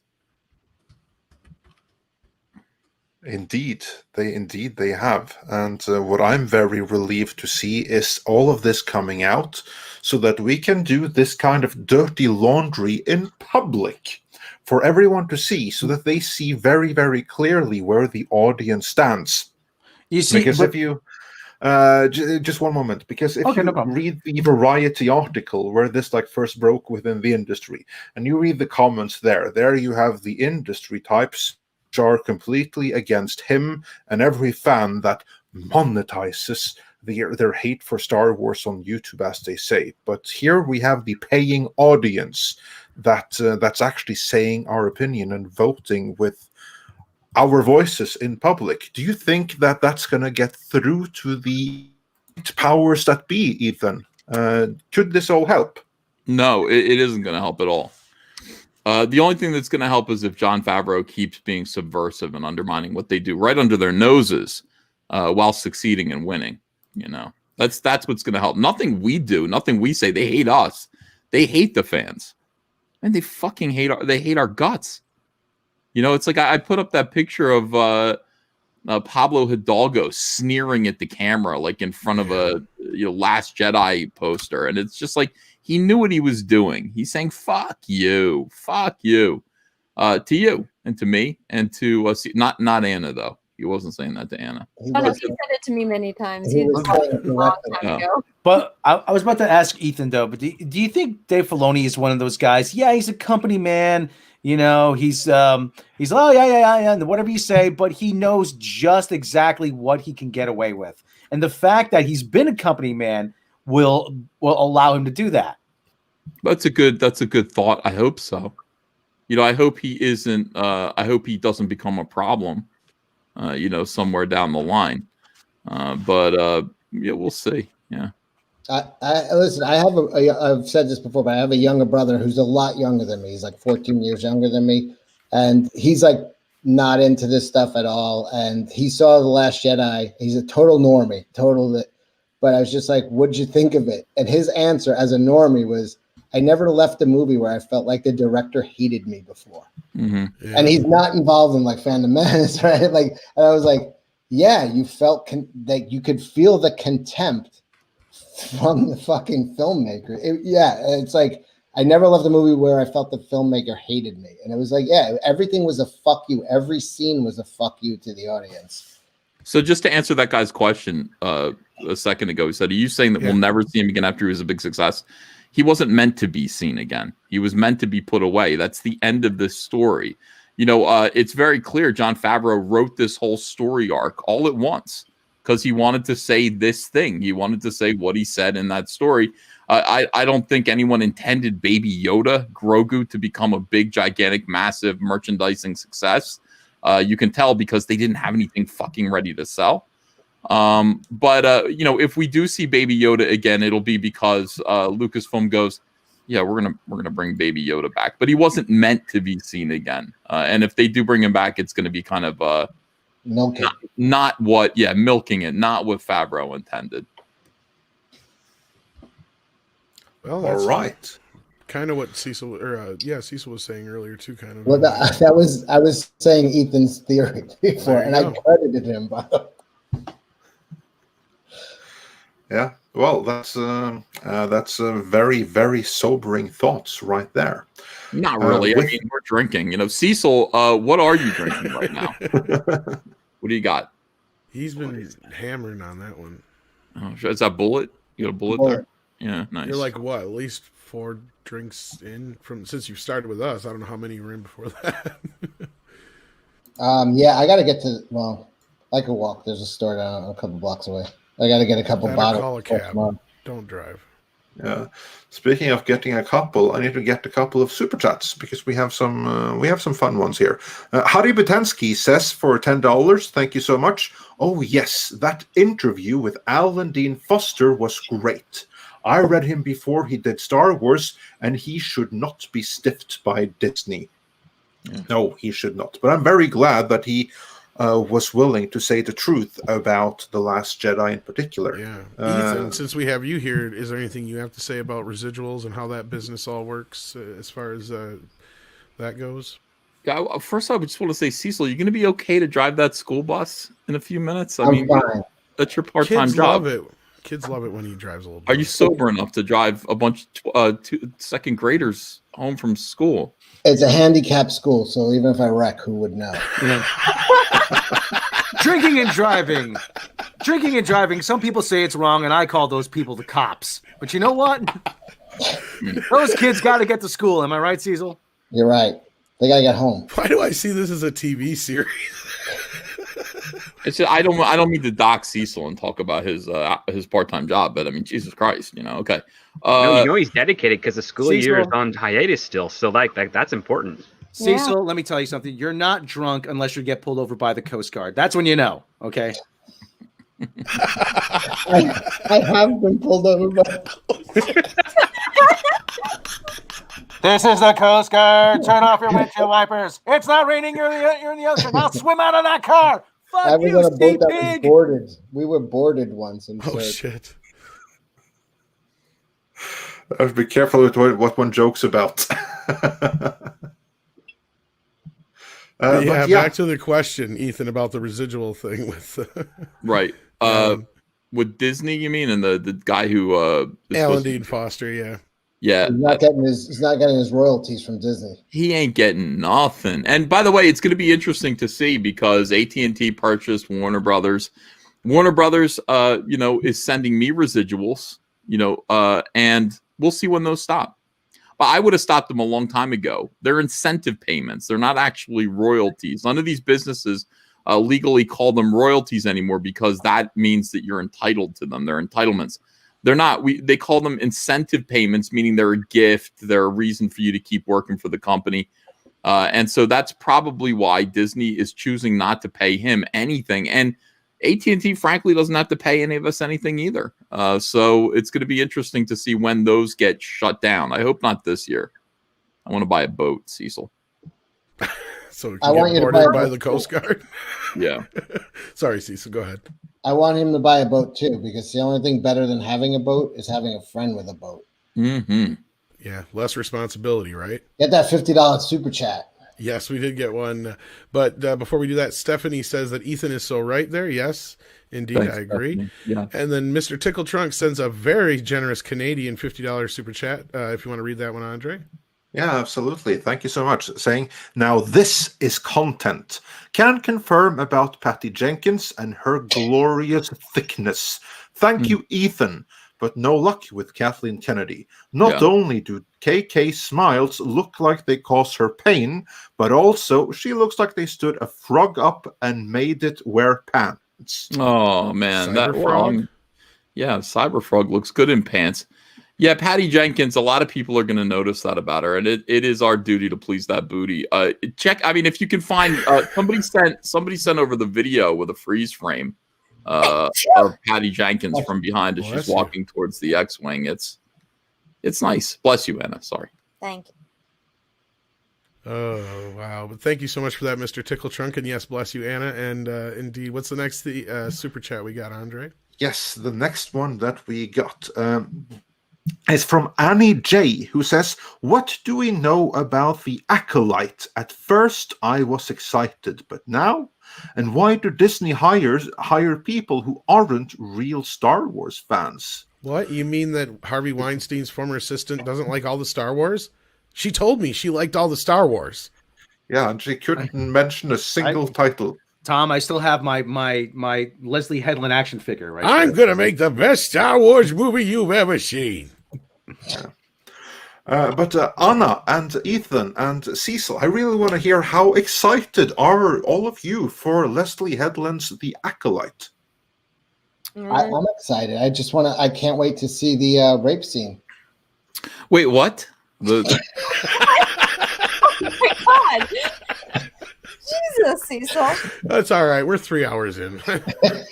My goodness. It looks horrible. And F it. And F everyone involved. I don't want to prejudge something before it comes out, but F that. And nobody should watch it. I'm worried about Rogue Squadron. I think Patty Jenkins' failure at Wonder Woman 2 is pointing towards bad things for Rogue Squadron, but I'm still going to watch it. The only thing I really care about is Boba Fett, and I care about Obi-Wan Kenobi because that shit's going to rock. Thank you. Have you heard anything about it? No. Yeah, well, fingers crossed it'll rock. Can I just explain a joke which is bad to do, but everybody's like, "What the fuck did he talk?" Leslie, what's her name? Headland. She was Harvey Weinstein's personal assistant. Yes, I know that. Yeah. Okay, I know, but the chat was like, "What the fuck?" We got it. Yeah, we got it. I think so.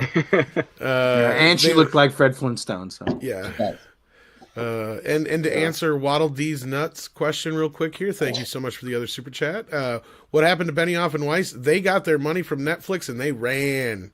They ran far away from KK because she's like, you guys fucked up Game of Thrones so bad. And yeah, KK does not like failure. Even though she's surrounded by it. Oh yeah, It's her strange. I think failure is she's in love fine. with that's it why, at this point. Tom. That's why there's not a single mirror in her house. Well, they're all in that's the for Frank bathroom. and the cocaine, really. But yeah. I thought there was a vampire joke in there. No, that's even a farther joke. We shouldn't even. Frank, have to, yeah, Frank has all the mirrors. I do some cocaine. yeah, that's a joke from Mead. We're not even going to explain that one. Yeah. Anna, how excited are you for the female-centric Acolyte? Surely, that must be empowering. Oh my God. Since when is it, oh, you have to look at women to feel empowered? Never. I have no interest in looking at women. I like to look at men. Thank you. That's all I have to say. Right You on. just made Kathleen Kennedy cry. Me too, Anna. Well, I mean, Cecil, to be fair, I like looking at women when they're playing volleyball. I like looking at them when they are doing stretches, calisthenics. What are the other? What's the other stuff you got? Pole vaulting. I like that. Making a Pole pie. vaulting. Yoga? Running, jogging. If Yoga. anybody wants to just spend a good afternoon, go on YouTube and hit women pole vaulting. Oh, you used Wow, to. yeah. That's why I miss your Twitter most of all, Cecil. Is you used to post some of the greatest. Women, hold on a second. Women pole vaulting. Oh God, here we go. That's Patty Jenkins pole vaulting. Your favorite. Is she pole vaulting or pole dancing? I vaulted a pole or two to get a job. Yeah. Was that That's how what you you got the gotta do. Lucasfilm job? I can't laugh because it's probably true. No, I'm unemployed. Does the bus, like the school bus people, do they know that? Do they I know? was supposed to pick him up like 10 minutes ago. Oh. It's my resignation notice. And if you're not fired, well, another day, right? No one's going to miss those kids. Indeed. We have a couple of more super chats to go through here. Phil Moore says, how can they say these new films fight the patriarchy when they all suck so much? That's the thing. Wow. They never even understand their own message they're trying to convey. I think that's a perfect example with Birds of Prey, Captain Marvel, the list goes on and on.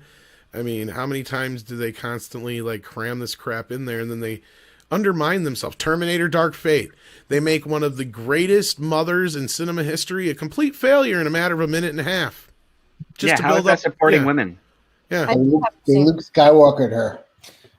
Because they tear down Arnold Schwarzenegger, the masculine icon of the 80s. That's why. Yeah, don't they make him like his name's Carl? I'm an interior decorator named He's an Carl. interior decorator.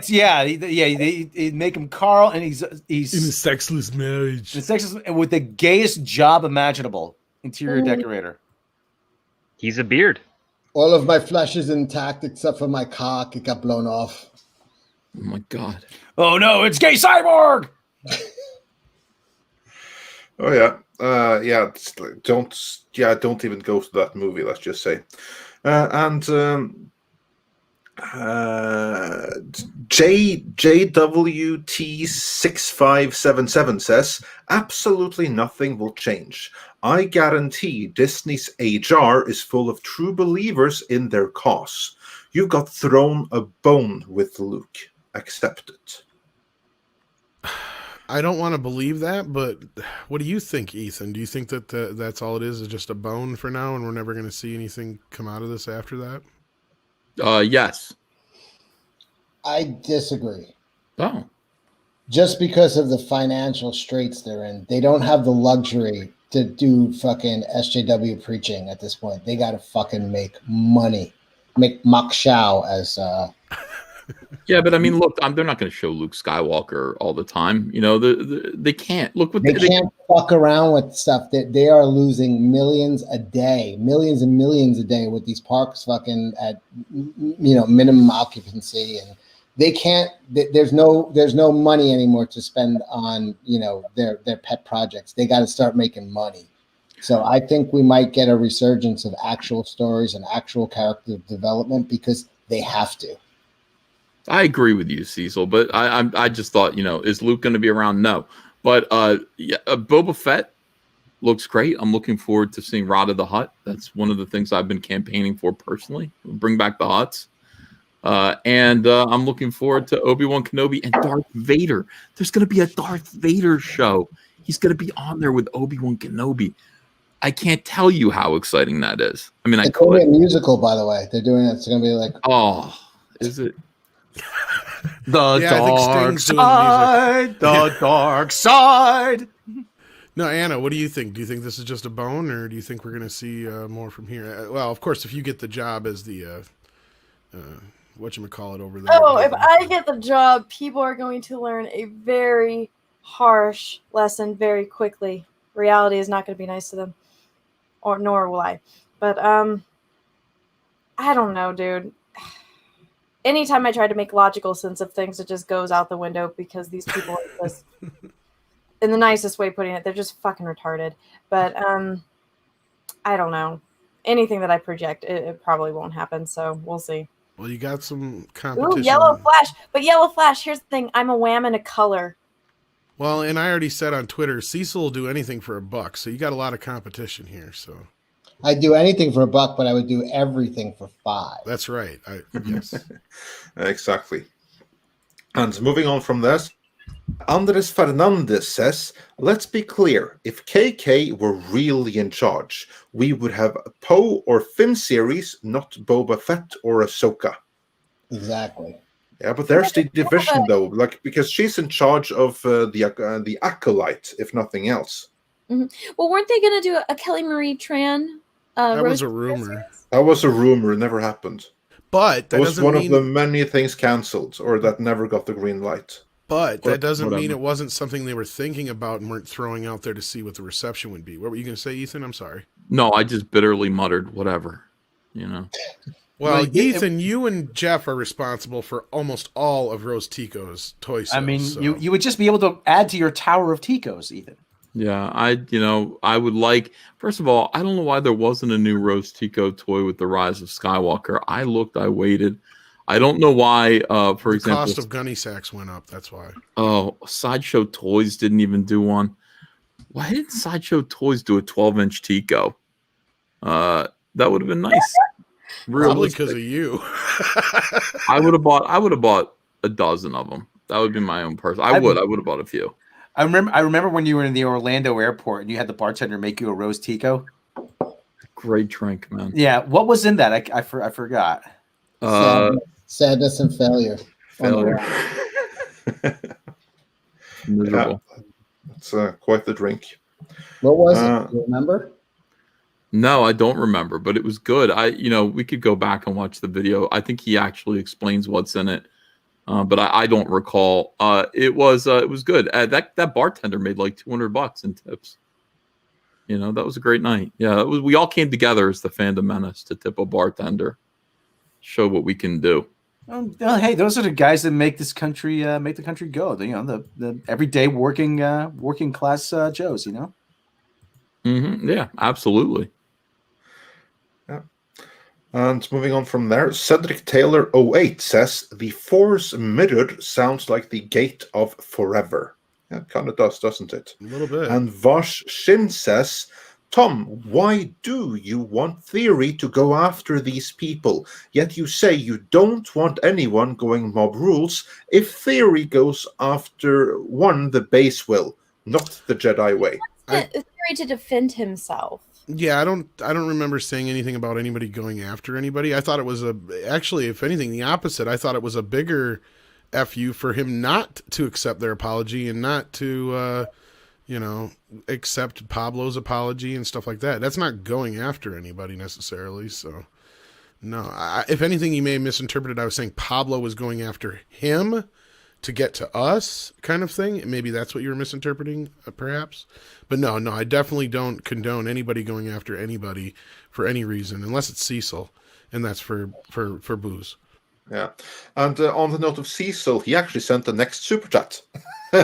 Cecil said, I'd hire KK to run my channel. She'd give me OP Jedi powers and rename me Cecil Skywalker. I could live with that. That's the one I had to read in Cecil voice, which I can do very well unless Cecil's around. I can even do it. Well, you can do it better than I can, of course. I would hire Kathleen Kennedy to run my channel. She would give me OP Jedi powers and name me Cecil Skywalker. I could live with that.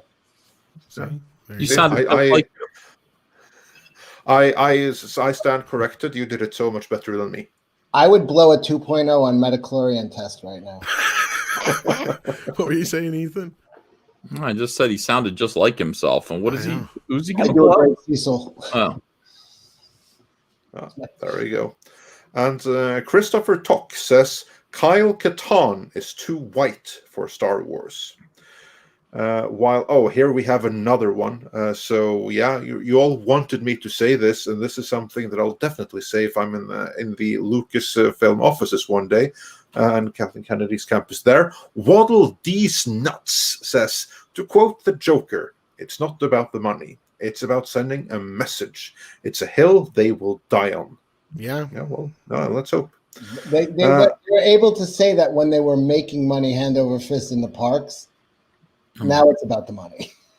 Yeah. You could be right, Cecil. I don't think you're wrong necessarily. Yeah. And I do feel like that was this big whole wait a minute, stop, what were we doing? You got to apologize to this guy. I mean, they're riding a wave of very high, popularity with The Mandalorian, and then they add in the whole Luke business for Pablo to come out and do that. That really made him look bad. You can push your agenda when you have a popcorn stand that makes $300,000 a day. They were just printing fucking money with those parks. That shit's closed. Exactly. It was a constant share savings agreement. It was And their theaters. asset that made everyone jealous of them, and then their asset became a liability. And theaters are closed too, don't forget. Yeah, that doesn't help. And Dolpheed says, I would apply for their social media manager, but I might be too white for their checkboxes. I think that's what Yellow Flash is going to run into. Yeah, well, Christopher Tock sends a $2 donation with no message, but thanks anyway. AK Rex says, Anna, just pretend to insult all of us and then get in and start trolling them big time. They cannot fire a whammon. That's true. Yeah, you should have some. She insults me all the fucking time. Yeah, I know. I'll just send them a clip of the Jack show where I'm talking to Cecil. And Mark C says, Disney is truly a direct-to-consumer company. Instead of insulting consumers in the hallways, they're taking their insults direct to consumers. Yeah, that they do, don't they? And Plugged In says, fans were scorned for Kelly Tran with no evidence, yet they dogpile on Star Wars Theory because projecting overweight and ugly woke corporate overlords did so. Yeah. And ActionCom says for $10, thank you so much. Can you imagine Lucasfilm employees gathered in the conference room to watch an industry film about the pitfalls of social media and the passion of Justine Sacco?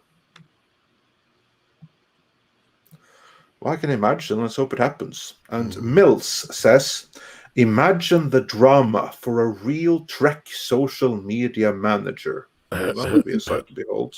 And Cecil sent another one. Here's his job application. Cecil, do you want to read that one since you do it better than me?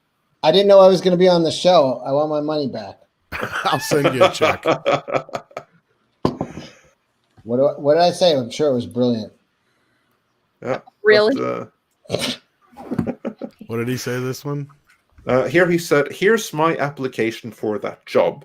I'm a transracial, non-binary otterkin with a substance abuse problem. And I think everyone here is a man baby. Yeah, I got hired on the spot. They called me immediately. Yeah. They just sent me one text that said you're hired. Ah. And Master Clockwork says, I can't publicly say where I work due to a strict media policy.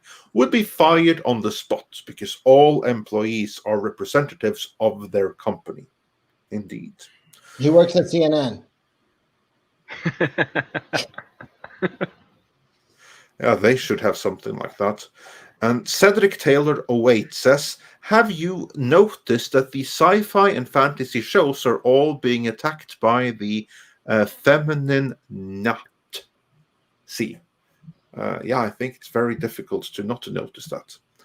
And Paulus Plain, my countryman, says for 100 Norwegian krona, my favorite shows these days are construction of Tesla gigafactories.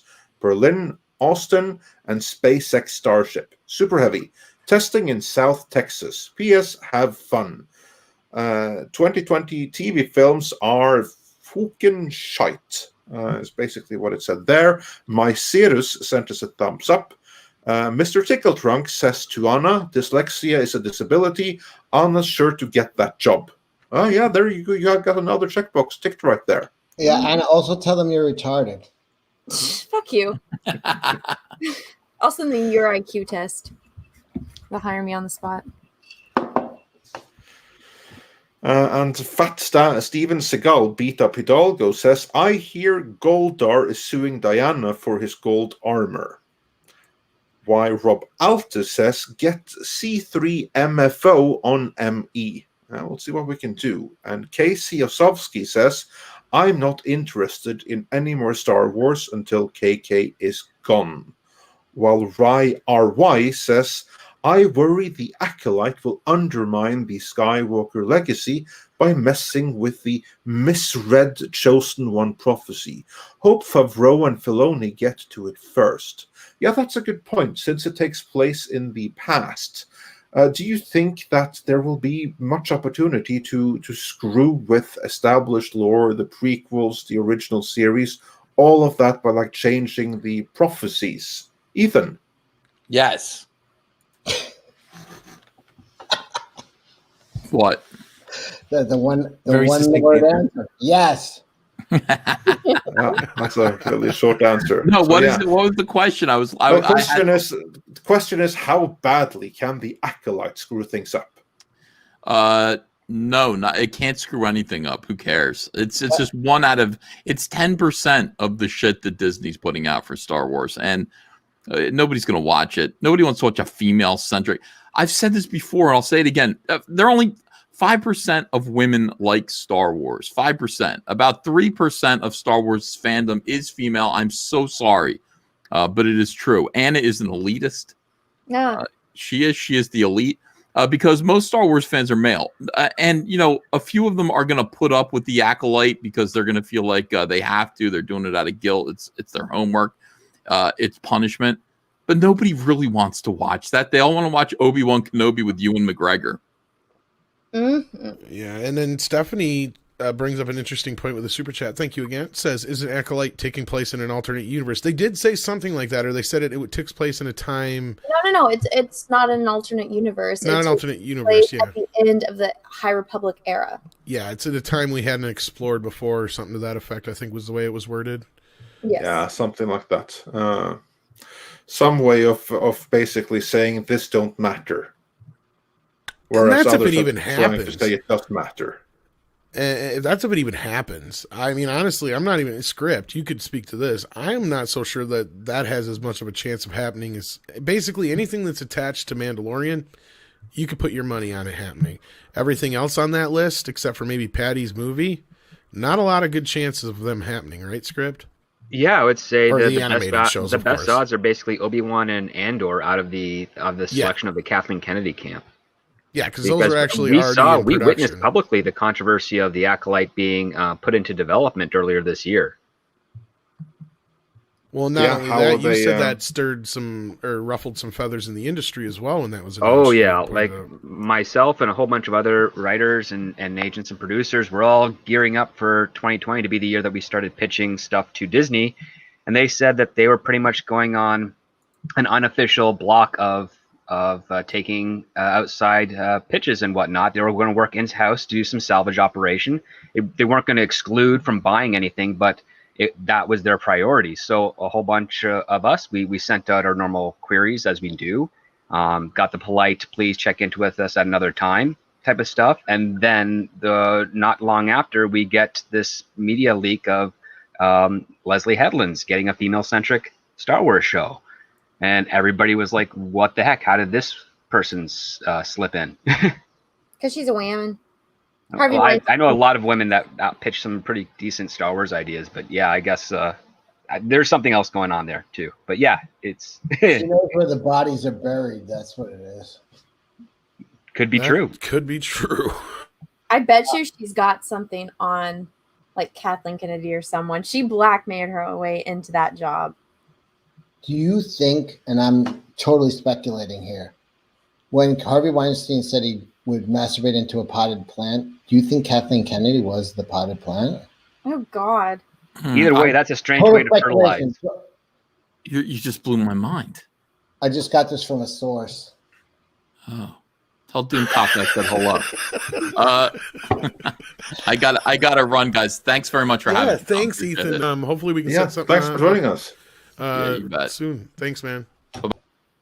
And the only show I'm really looking forward to is the Lando Calrissian Dear White People show, because I deserved that.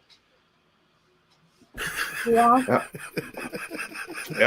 I don't know if that's going to happen, but yeah, we shall see. That's one of those that I would think is very much so on the chopping block if something goes wrong. What do you think, Script?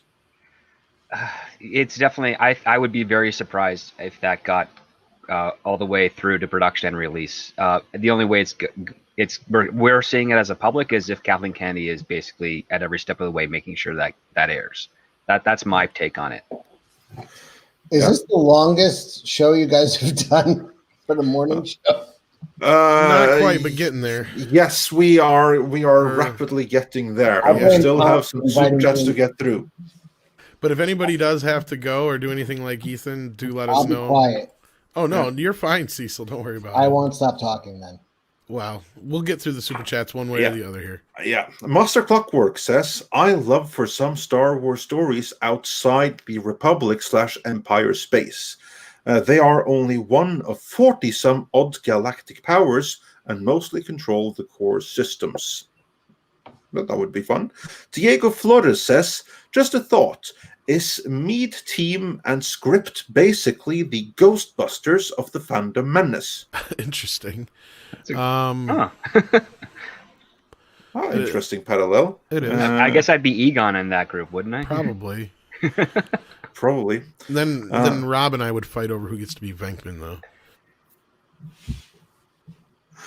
There's no room for me there. I think Rob would be Ray. No, you're Vigo. Oh, yeah, absolutely. Of You course. are but Yeah, the buzzing there we of flies to him. I'm the Marshmallow Man. You're what? I feel like Sigourney Weaver. I guess so. Yeah, make it good for that. And moving on, Mr. Price to you says, these people truly think that they are changing the world. No matter what feedback they get, they always think they're fighting for a greater cause. Yeah, that's the problem. And Black Lotus 30 says, I would pay for a Zane Carrick Star Wars movie just because it's set in the Old Republic. Anna, do you know who Zane Carrick is, and do you want to see that? I am so sorry. I was looking at something else. Zane Carrick, is that how you said it? I love that Andre like calls on students like. And are you paying attention in no, class? he's not paying attention. No, I'm fighting with people on Twitter over stuff. What else is new? I heard High Republic. As far as I'm aware, High Republic, it's going to be a complete shit show. Considering one of the authors, Justine something, I found clips of her doing a con where she was speaking because she wrote some book about zombies during the American Civil War.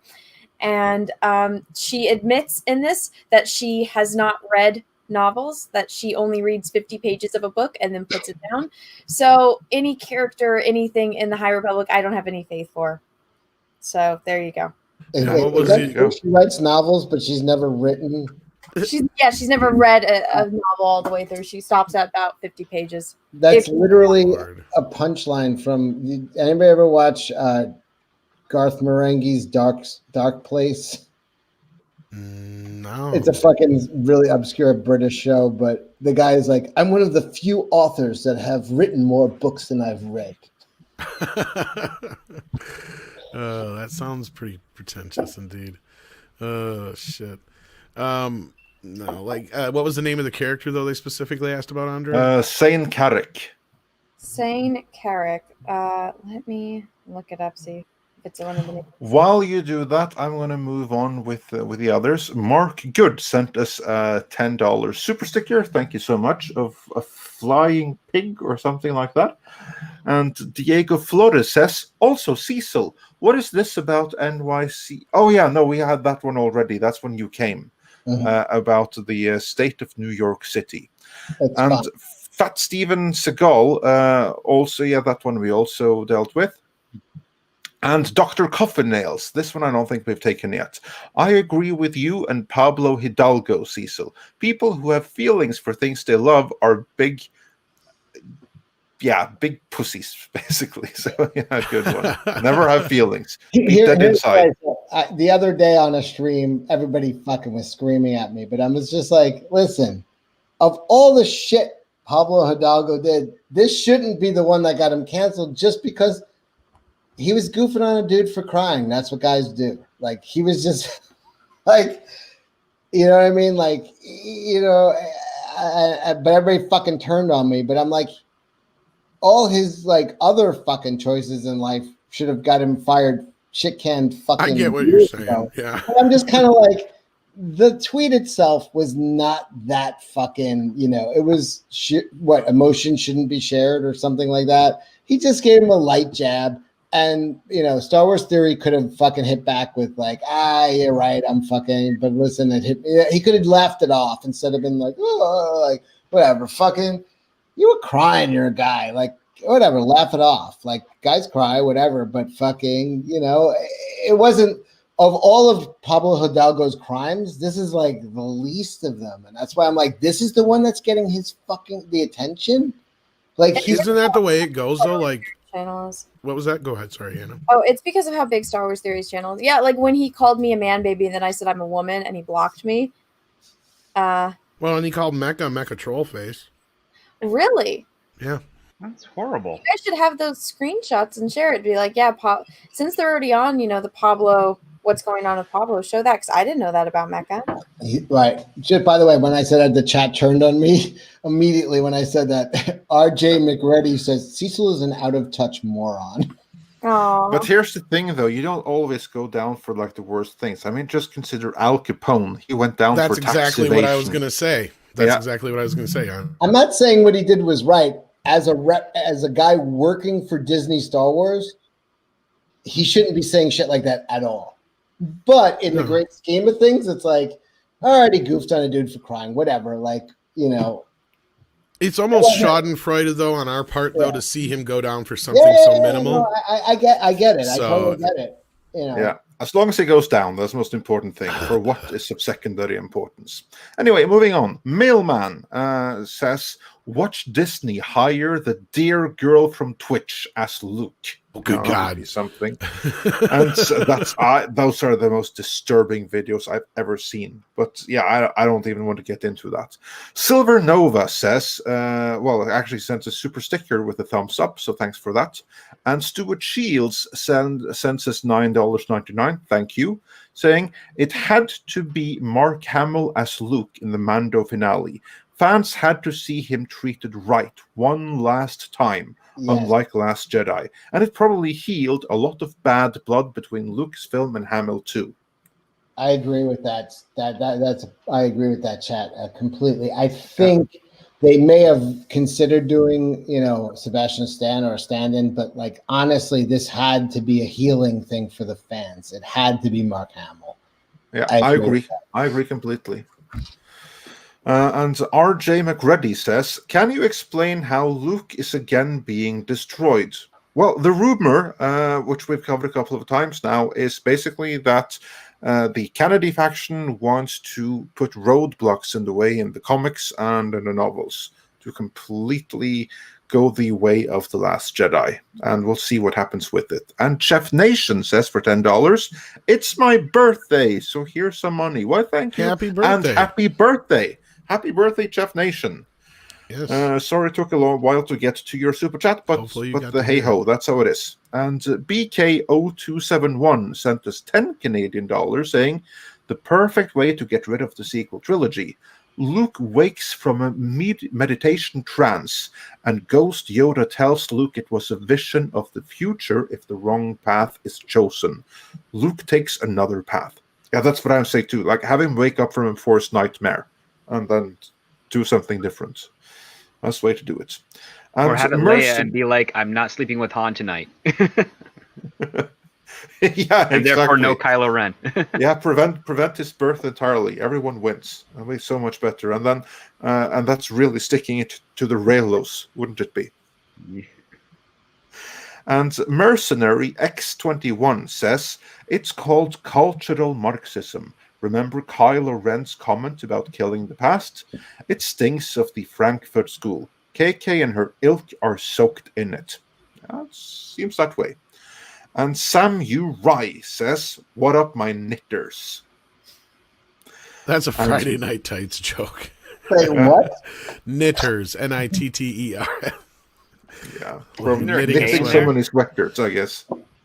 Yeah, well, we had somebody on from the knitting community, and she actually has done other stuff, but she was talking about how this woke garbage has even gotten into the knitting community, and it woke her up to all this crap. And yeah, she'd been ostracized. I heard about that because like a few years ago, I'd be like, if you're not, because in Comicsgate, people were yelling at Comicsgate, and then I would get into conversations with them, and then like, what comics are you into? And they're like, I don't read comics. And I'm like, so you just picked like a fandom and just started attacking it?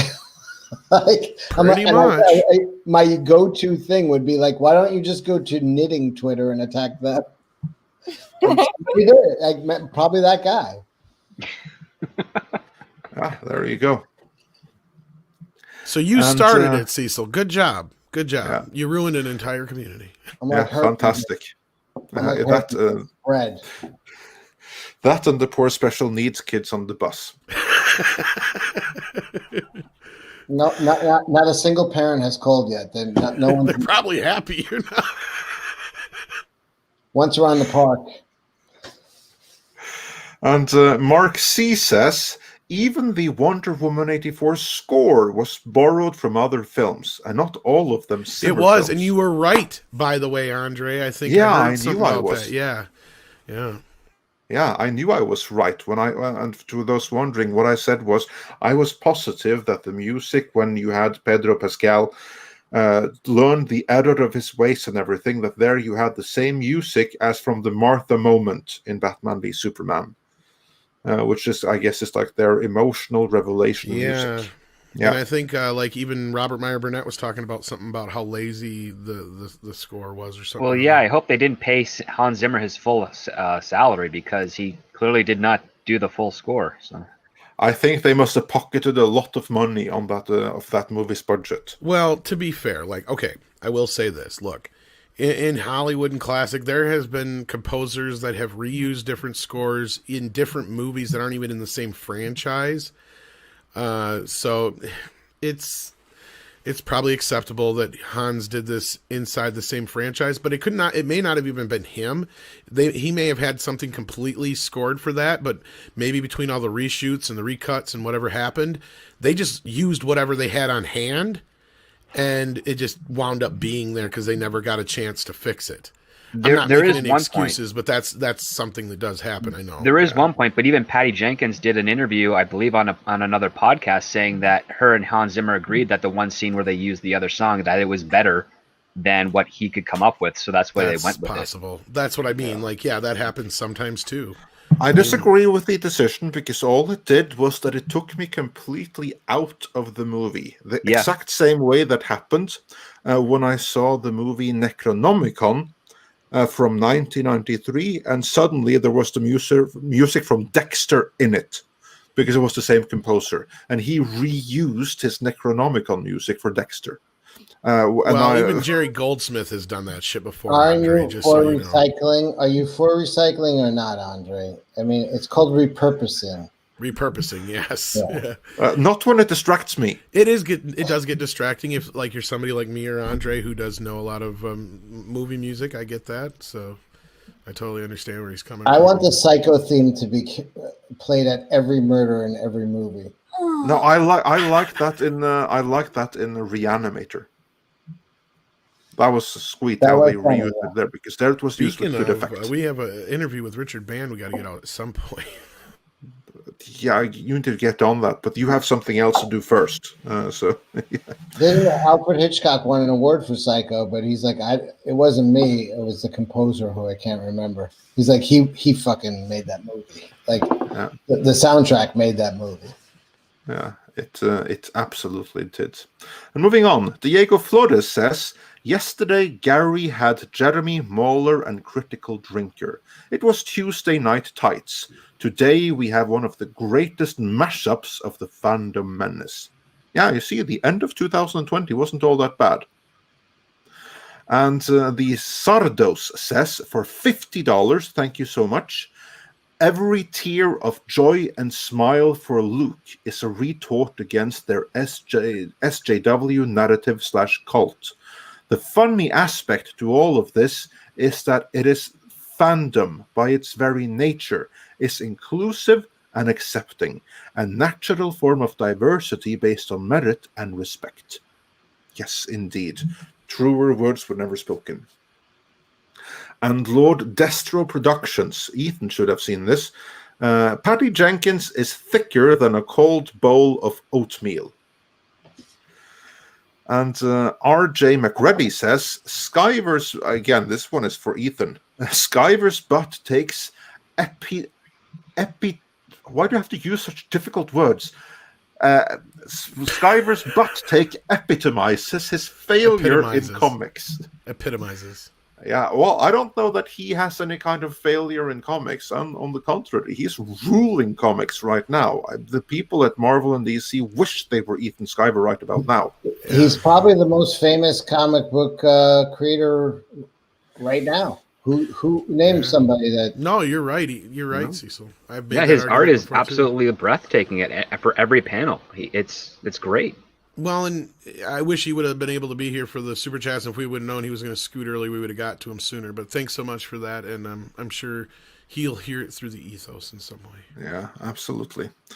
And Blue North Star says for $2, F yeah, Luke forever. What? So yeah. And going back to your music thing, John Apocalypse, we'll just grab this one now, sends in £2. Predator composer, that would be Alan Silvestri, had music in same music in Macadamia. He was another one that was well known for repurposing the music he's done in the past, as well. Yeah. And Stephanie Yannick Sex smuggle something that I can't see because my screen, or because YouTube doesn't allow it, unfortunately. But yeah, Stephanie's smuggle something says Ethan is so right here. Maybe about Yeah, that one we butt, actually but, got when he was still here, luckily. Oh yeah, well, good thing.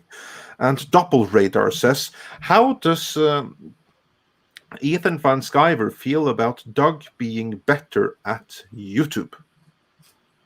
Who's Doug? Yeah, who's Doug? I'll answer for Ethan. Yeah, I know. He loves him. Okay, cool. I have no idea. Yeah, and then we have Culture Casino, who sent us a unicorn super sticker, so thanks for that. While Angry Trollbot sent us 10 Canadian dollars, saying Star Wars Theory Order 66th, Hidalgo and Lucasfilm scumbags. Media struggling to survive. That attacked fans are slowly siding with fans now because the way the winds are blowing. Money. Yeah, indeed. Money talks. And when times are tough, there's no time for fucking excess. And SJW agenda is excess. Absolutely. And Jacek Gorecki sends 100 Polish zloty. Thank you so much. Speaking of dark fate, wonder how Carl's son reacted when he was eating cereal one day in front of the TV and saw his dad on the news killing a bunch of people, especially at that famous police station. F this movie. Yeah, that was ridiculous. Yeah, that guy would have been one of the most famous killers of all time. There would have been books written about who is this guy who came in and murdered.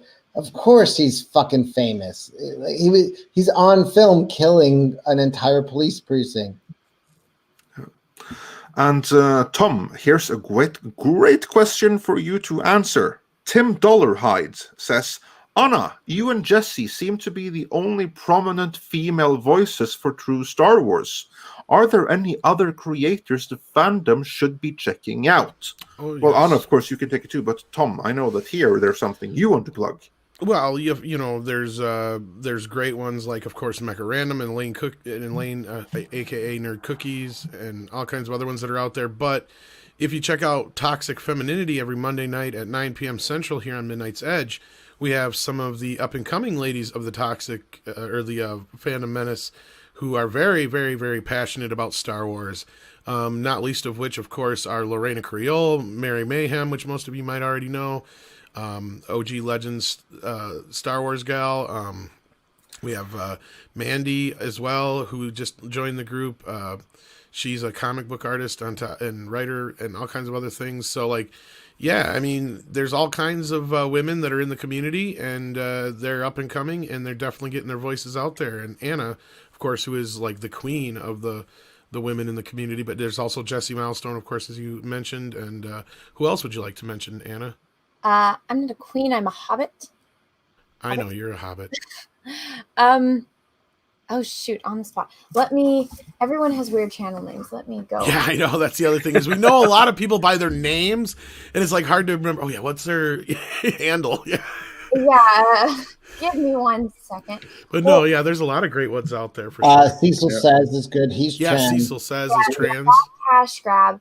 Well, here's the thing. I don't really pay attention to people's genders. I kind of just see, is this a video that I like? And I'm probably the worst one to ask because I have a terrible attention span when it's coming to videos. She's such a liar, by the way. She's like, I don't pay attention to gender, but I catch her staring at my tits all the time.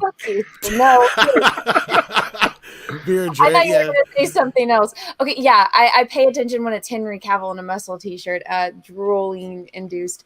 But people in the chat are saying Krista Nova. Smuggler's Cantina, which Stephanie said twice with a super chat. You didn't have to do it twice. Thank you so much, Stephanie. Well, I mean, if you're asking, are they asking specifically for other women, or I believe so. They want women strong women voices. Strong women voices. In Star Wars, the Star Wars fans specifically, I think it was asking for. Well, I mean, you kind of already named pretty much the main ones, except like I think you left out like Jedi Bunny, like Jedi Bunny was another one. Yep. Oh my gosh, there was this girl that I ran across on Twitch. I cannot remember her name for the life of me. And this is going to be the most generic explanation on what a girl looks like. She's got long, dark hair, and she's got like Star Wars figures in the background, which is the most generic thing ever. But sounds like you. I know, right? It came on autoplay because I was watching the Vic Mignogna's live stream, and she was talking about Star Wars, but she was talking about the Squadrons video game, and I was like, oh my goodness, she knows what she's talking about, and I've never heard of this person. But there's a new channel. It's not a whammon, or at least I don't think it's a whammon, but Yeti Reviews. That's a new channel, or Yeti Cast, that I just came across, and it's absolutely hilarious. And so I've been kind of binge watching his videos, but I mean, he could identify as a woman.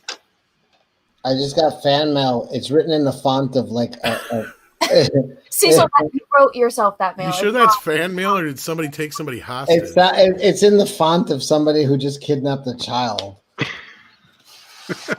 Oh shit! This is awesome. Oh, you got your mail, huh? That's what I thought. It was like a ransom letter for a second. Mark, he makes custom Mego figures. Oh, cool! Custom. I want one. That is awesome. He even got the belly and everything. It made you too skinny, though. Huh, nice one. I want one. Nice one. Hello. Ah, thank you, Mark. Oh, it has an accessory.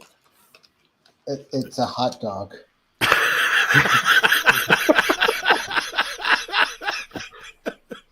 Not what I was expecting, but subversion of expectations. Indeed. And moving on from subversion of expectations, we have a few more super chats to get through. Stephanie not only suggested the Smugglers Run Cantina, she also asked, "Isn't the Acolyte taking place in an alternate universe?" Which we answered. And then My Sirius sends for $10. Thank you so much. Ryan and Pablo in particular have been publicly insufferable since 2015. I have never understood why Lucasfilm and Disney continue to allow this level of unprofessional interaction with the fans. Well, maybe they won't anymore. That's why they're hiring a social media manager, so it was about time. And Mike Trout, also for $10, says, "Woke is not liberal, it's leftist cult hive mind. New World Order BS." Yeah, so it can be true at once. Because, yeah, several things can be true at once. And Stephanie, Yannisek Smuggle something, also says, "Ireland's a real race baiter, and don't get me started on Claudia Gray and Daniel Jose Older." That's Stephanie Janicek. Smuggler's Cantina is her YouTube Smuggler's channel. Cantina. All Yes. right. That's what it is. Yeah, I'm sorry because I don't see it in the image that I see right now. Like YouTube only allows this tiny, itty little bit of room for names. Yeah. And they cut it if there's. And you're not looking at the main screen, which her one. No, I'm looking at where all the super chats are. Yeah. So I was explaining that for everybody else. So yeah. Yeah. And John Apocalypse says that Predator composer had films music in Mac and Me. Yeah, Seems I've covered that one. And North of 48 sent us a super sticker with a huge thumbs up. Thank you. And then we are almost caught up right here. I think that we had one more or so. No, we had a couple of. Yeah, we had a few more. Next one is from Diego Flores, who says, "Cecil, are you still after Peaches, or can Anna sleep peacefully?" I'm not after anyone. I just peacefully. I just put it out there, and not after. I'm after anybody who's like I'm a worm on a hook. They got to be after me. Why does that sound like a script? Start writing Cecil into a romantic comedy right now. Stay the fuck away from him. A romantic comedy for Cecil, which is basically like what, like gin and booze? Booze and money. That's romantic. Cecil fell in love, but does love find Cecil? And moving on from there, Adam Wofford says, Disney lost the point so bad that Josh Gates is having a special on Discovery Channel to find the meaning of Star Wars fandom. Well, that sounds interesting. And the final one that I can see at least is ST Red Wolf saying, with all the Star Wars shows being announced, given Disney's financial situation, how many will be cheaply animated? Script, do you have any thoughts on 3, that? I think. Visions, Droids, and the Bad Batch, I know for sure, are prospective to be animated. I don't know about any of the rest. Yeah. I don't think that they're going. That's the ones which have been announced. Either they're going to happen in live action, or they won't happen at all. Is my thoughts on that. And with that, we are actually caught up, except for my Sirius, who says we totally passed over his super chat. No, I think. Well, unless he sent several, then I don't think we passed over anything. Let me check one more time. But I do remember that we did one from my Sirius.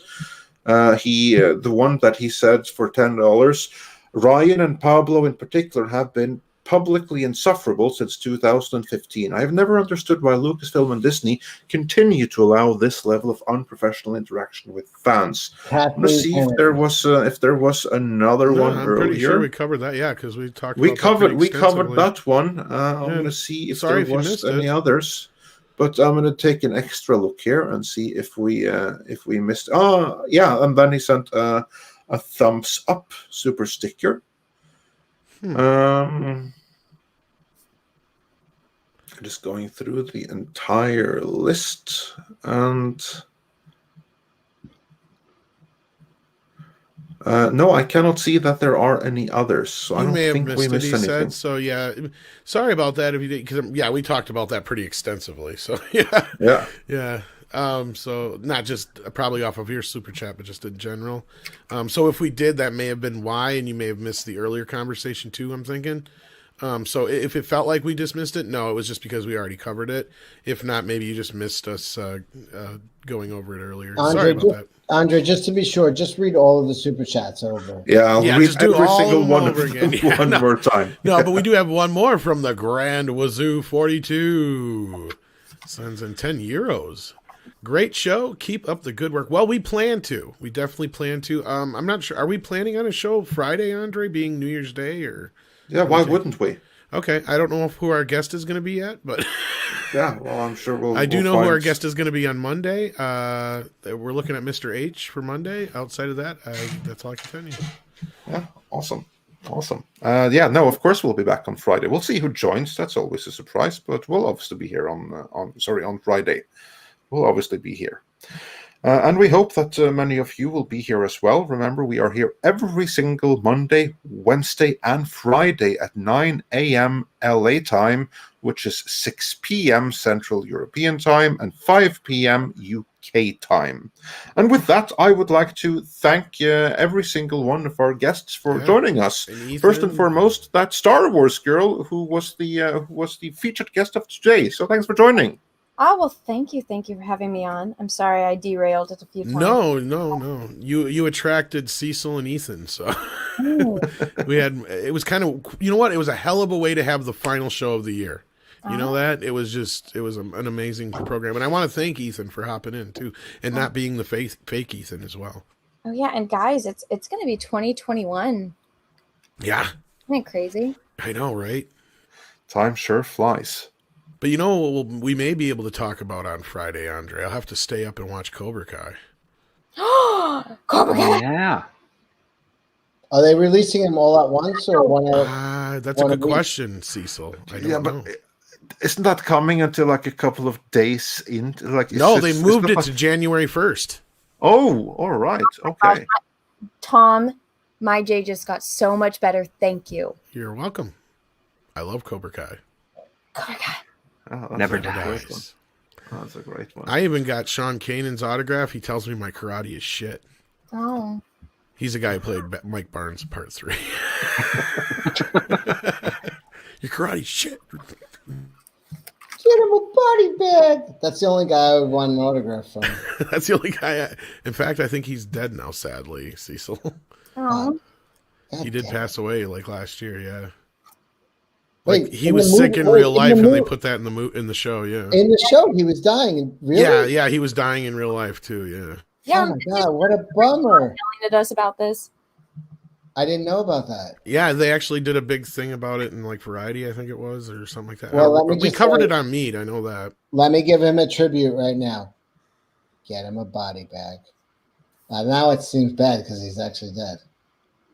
Yeah, I think that fell flat. Now I'm the jerk. Just sweep the leg. Yeah, just do it simple. Yeah, so in Wait. a day and a half, we got Cobra Way to Kai. bring the show down, Cecil. Somebody wrote this. I didn't know he was really dying.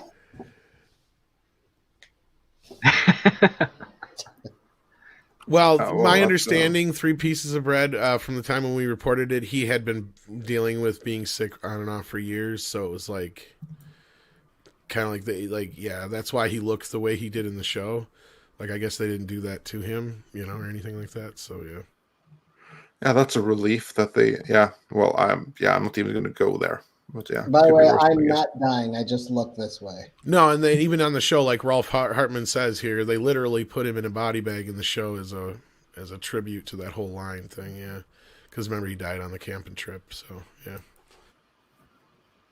he will be missed. Speaking of will be missed, Rob, I know this might upset you. I posted it in the Mead chat.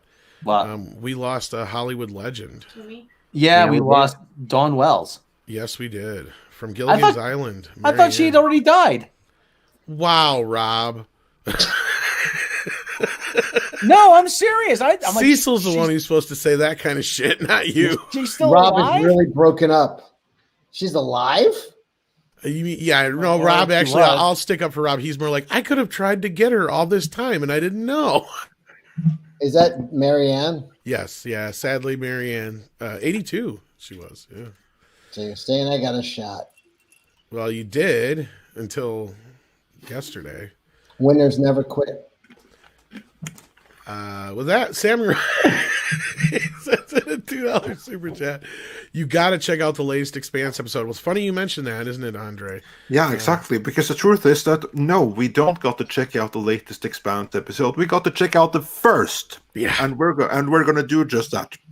We're going to check out every single episode, including the last one when we get to it. Because now, when soon we'll be done with Star Trek Discovery, thank fucking God for that, and The Mandalorian, which I'm not nearly as happy about, then we have room in our schedule to watch another series, and that's going to be The Expanse. Indeed it is. And no, Rob, yeah, sorry to crush your dreams of ever getting with Marianne. My bad. Well, such is life. Do you think Gilligan Indeed. ever got some? Yeah.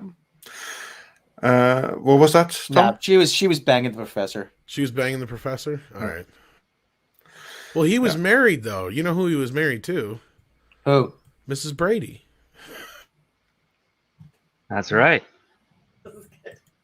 I never You knew. don't say, yeah. How did I live this long without knowing that? Is that true? They made it canon in what? The second Brady movie, was it, Mecca? Wait, in real Where's life? Mecca? Yeah, it's she's in the second Brady background movie. there. She knows. Yeah, it was in the second Brady movie. They made that. Brady movie that he's married. That the professor. That the professor was actually Mrs. Brady's husband that disappeared. What are you talking about? Oh, Oh, but she's in not real- even listening. Never mind. Script already confirmed it. Was that in Yeah. real life? It was in the second Brady Bunch movie. But in real life, they were married? No. It was just it was a way of connecting the two universes as a Oh, joke. okay. Yeah. So that's where Mrs. Brady's husband went. All Now, these the years. Harlem Globetrotters showed up on that island. Do you think... So did Scooby Doo, didn't he? What are you talking about?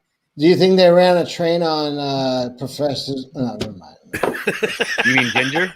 Ginger. No, they went after Mrs. Howell. Mrs. Howell. Mrs. Howell and Lovey. I disavow everything I've ever said. You renounce it all, just like Wonder Woman's wishes. Mhm. Take it back. All right, let's take it back.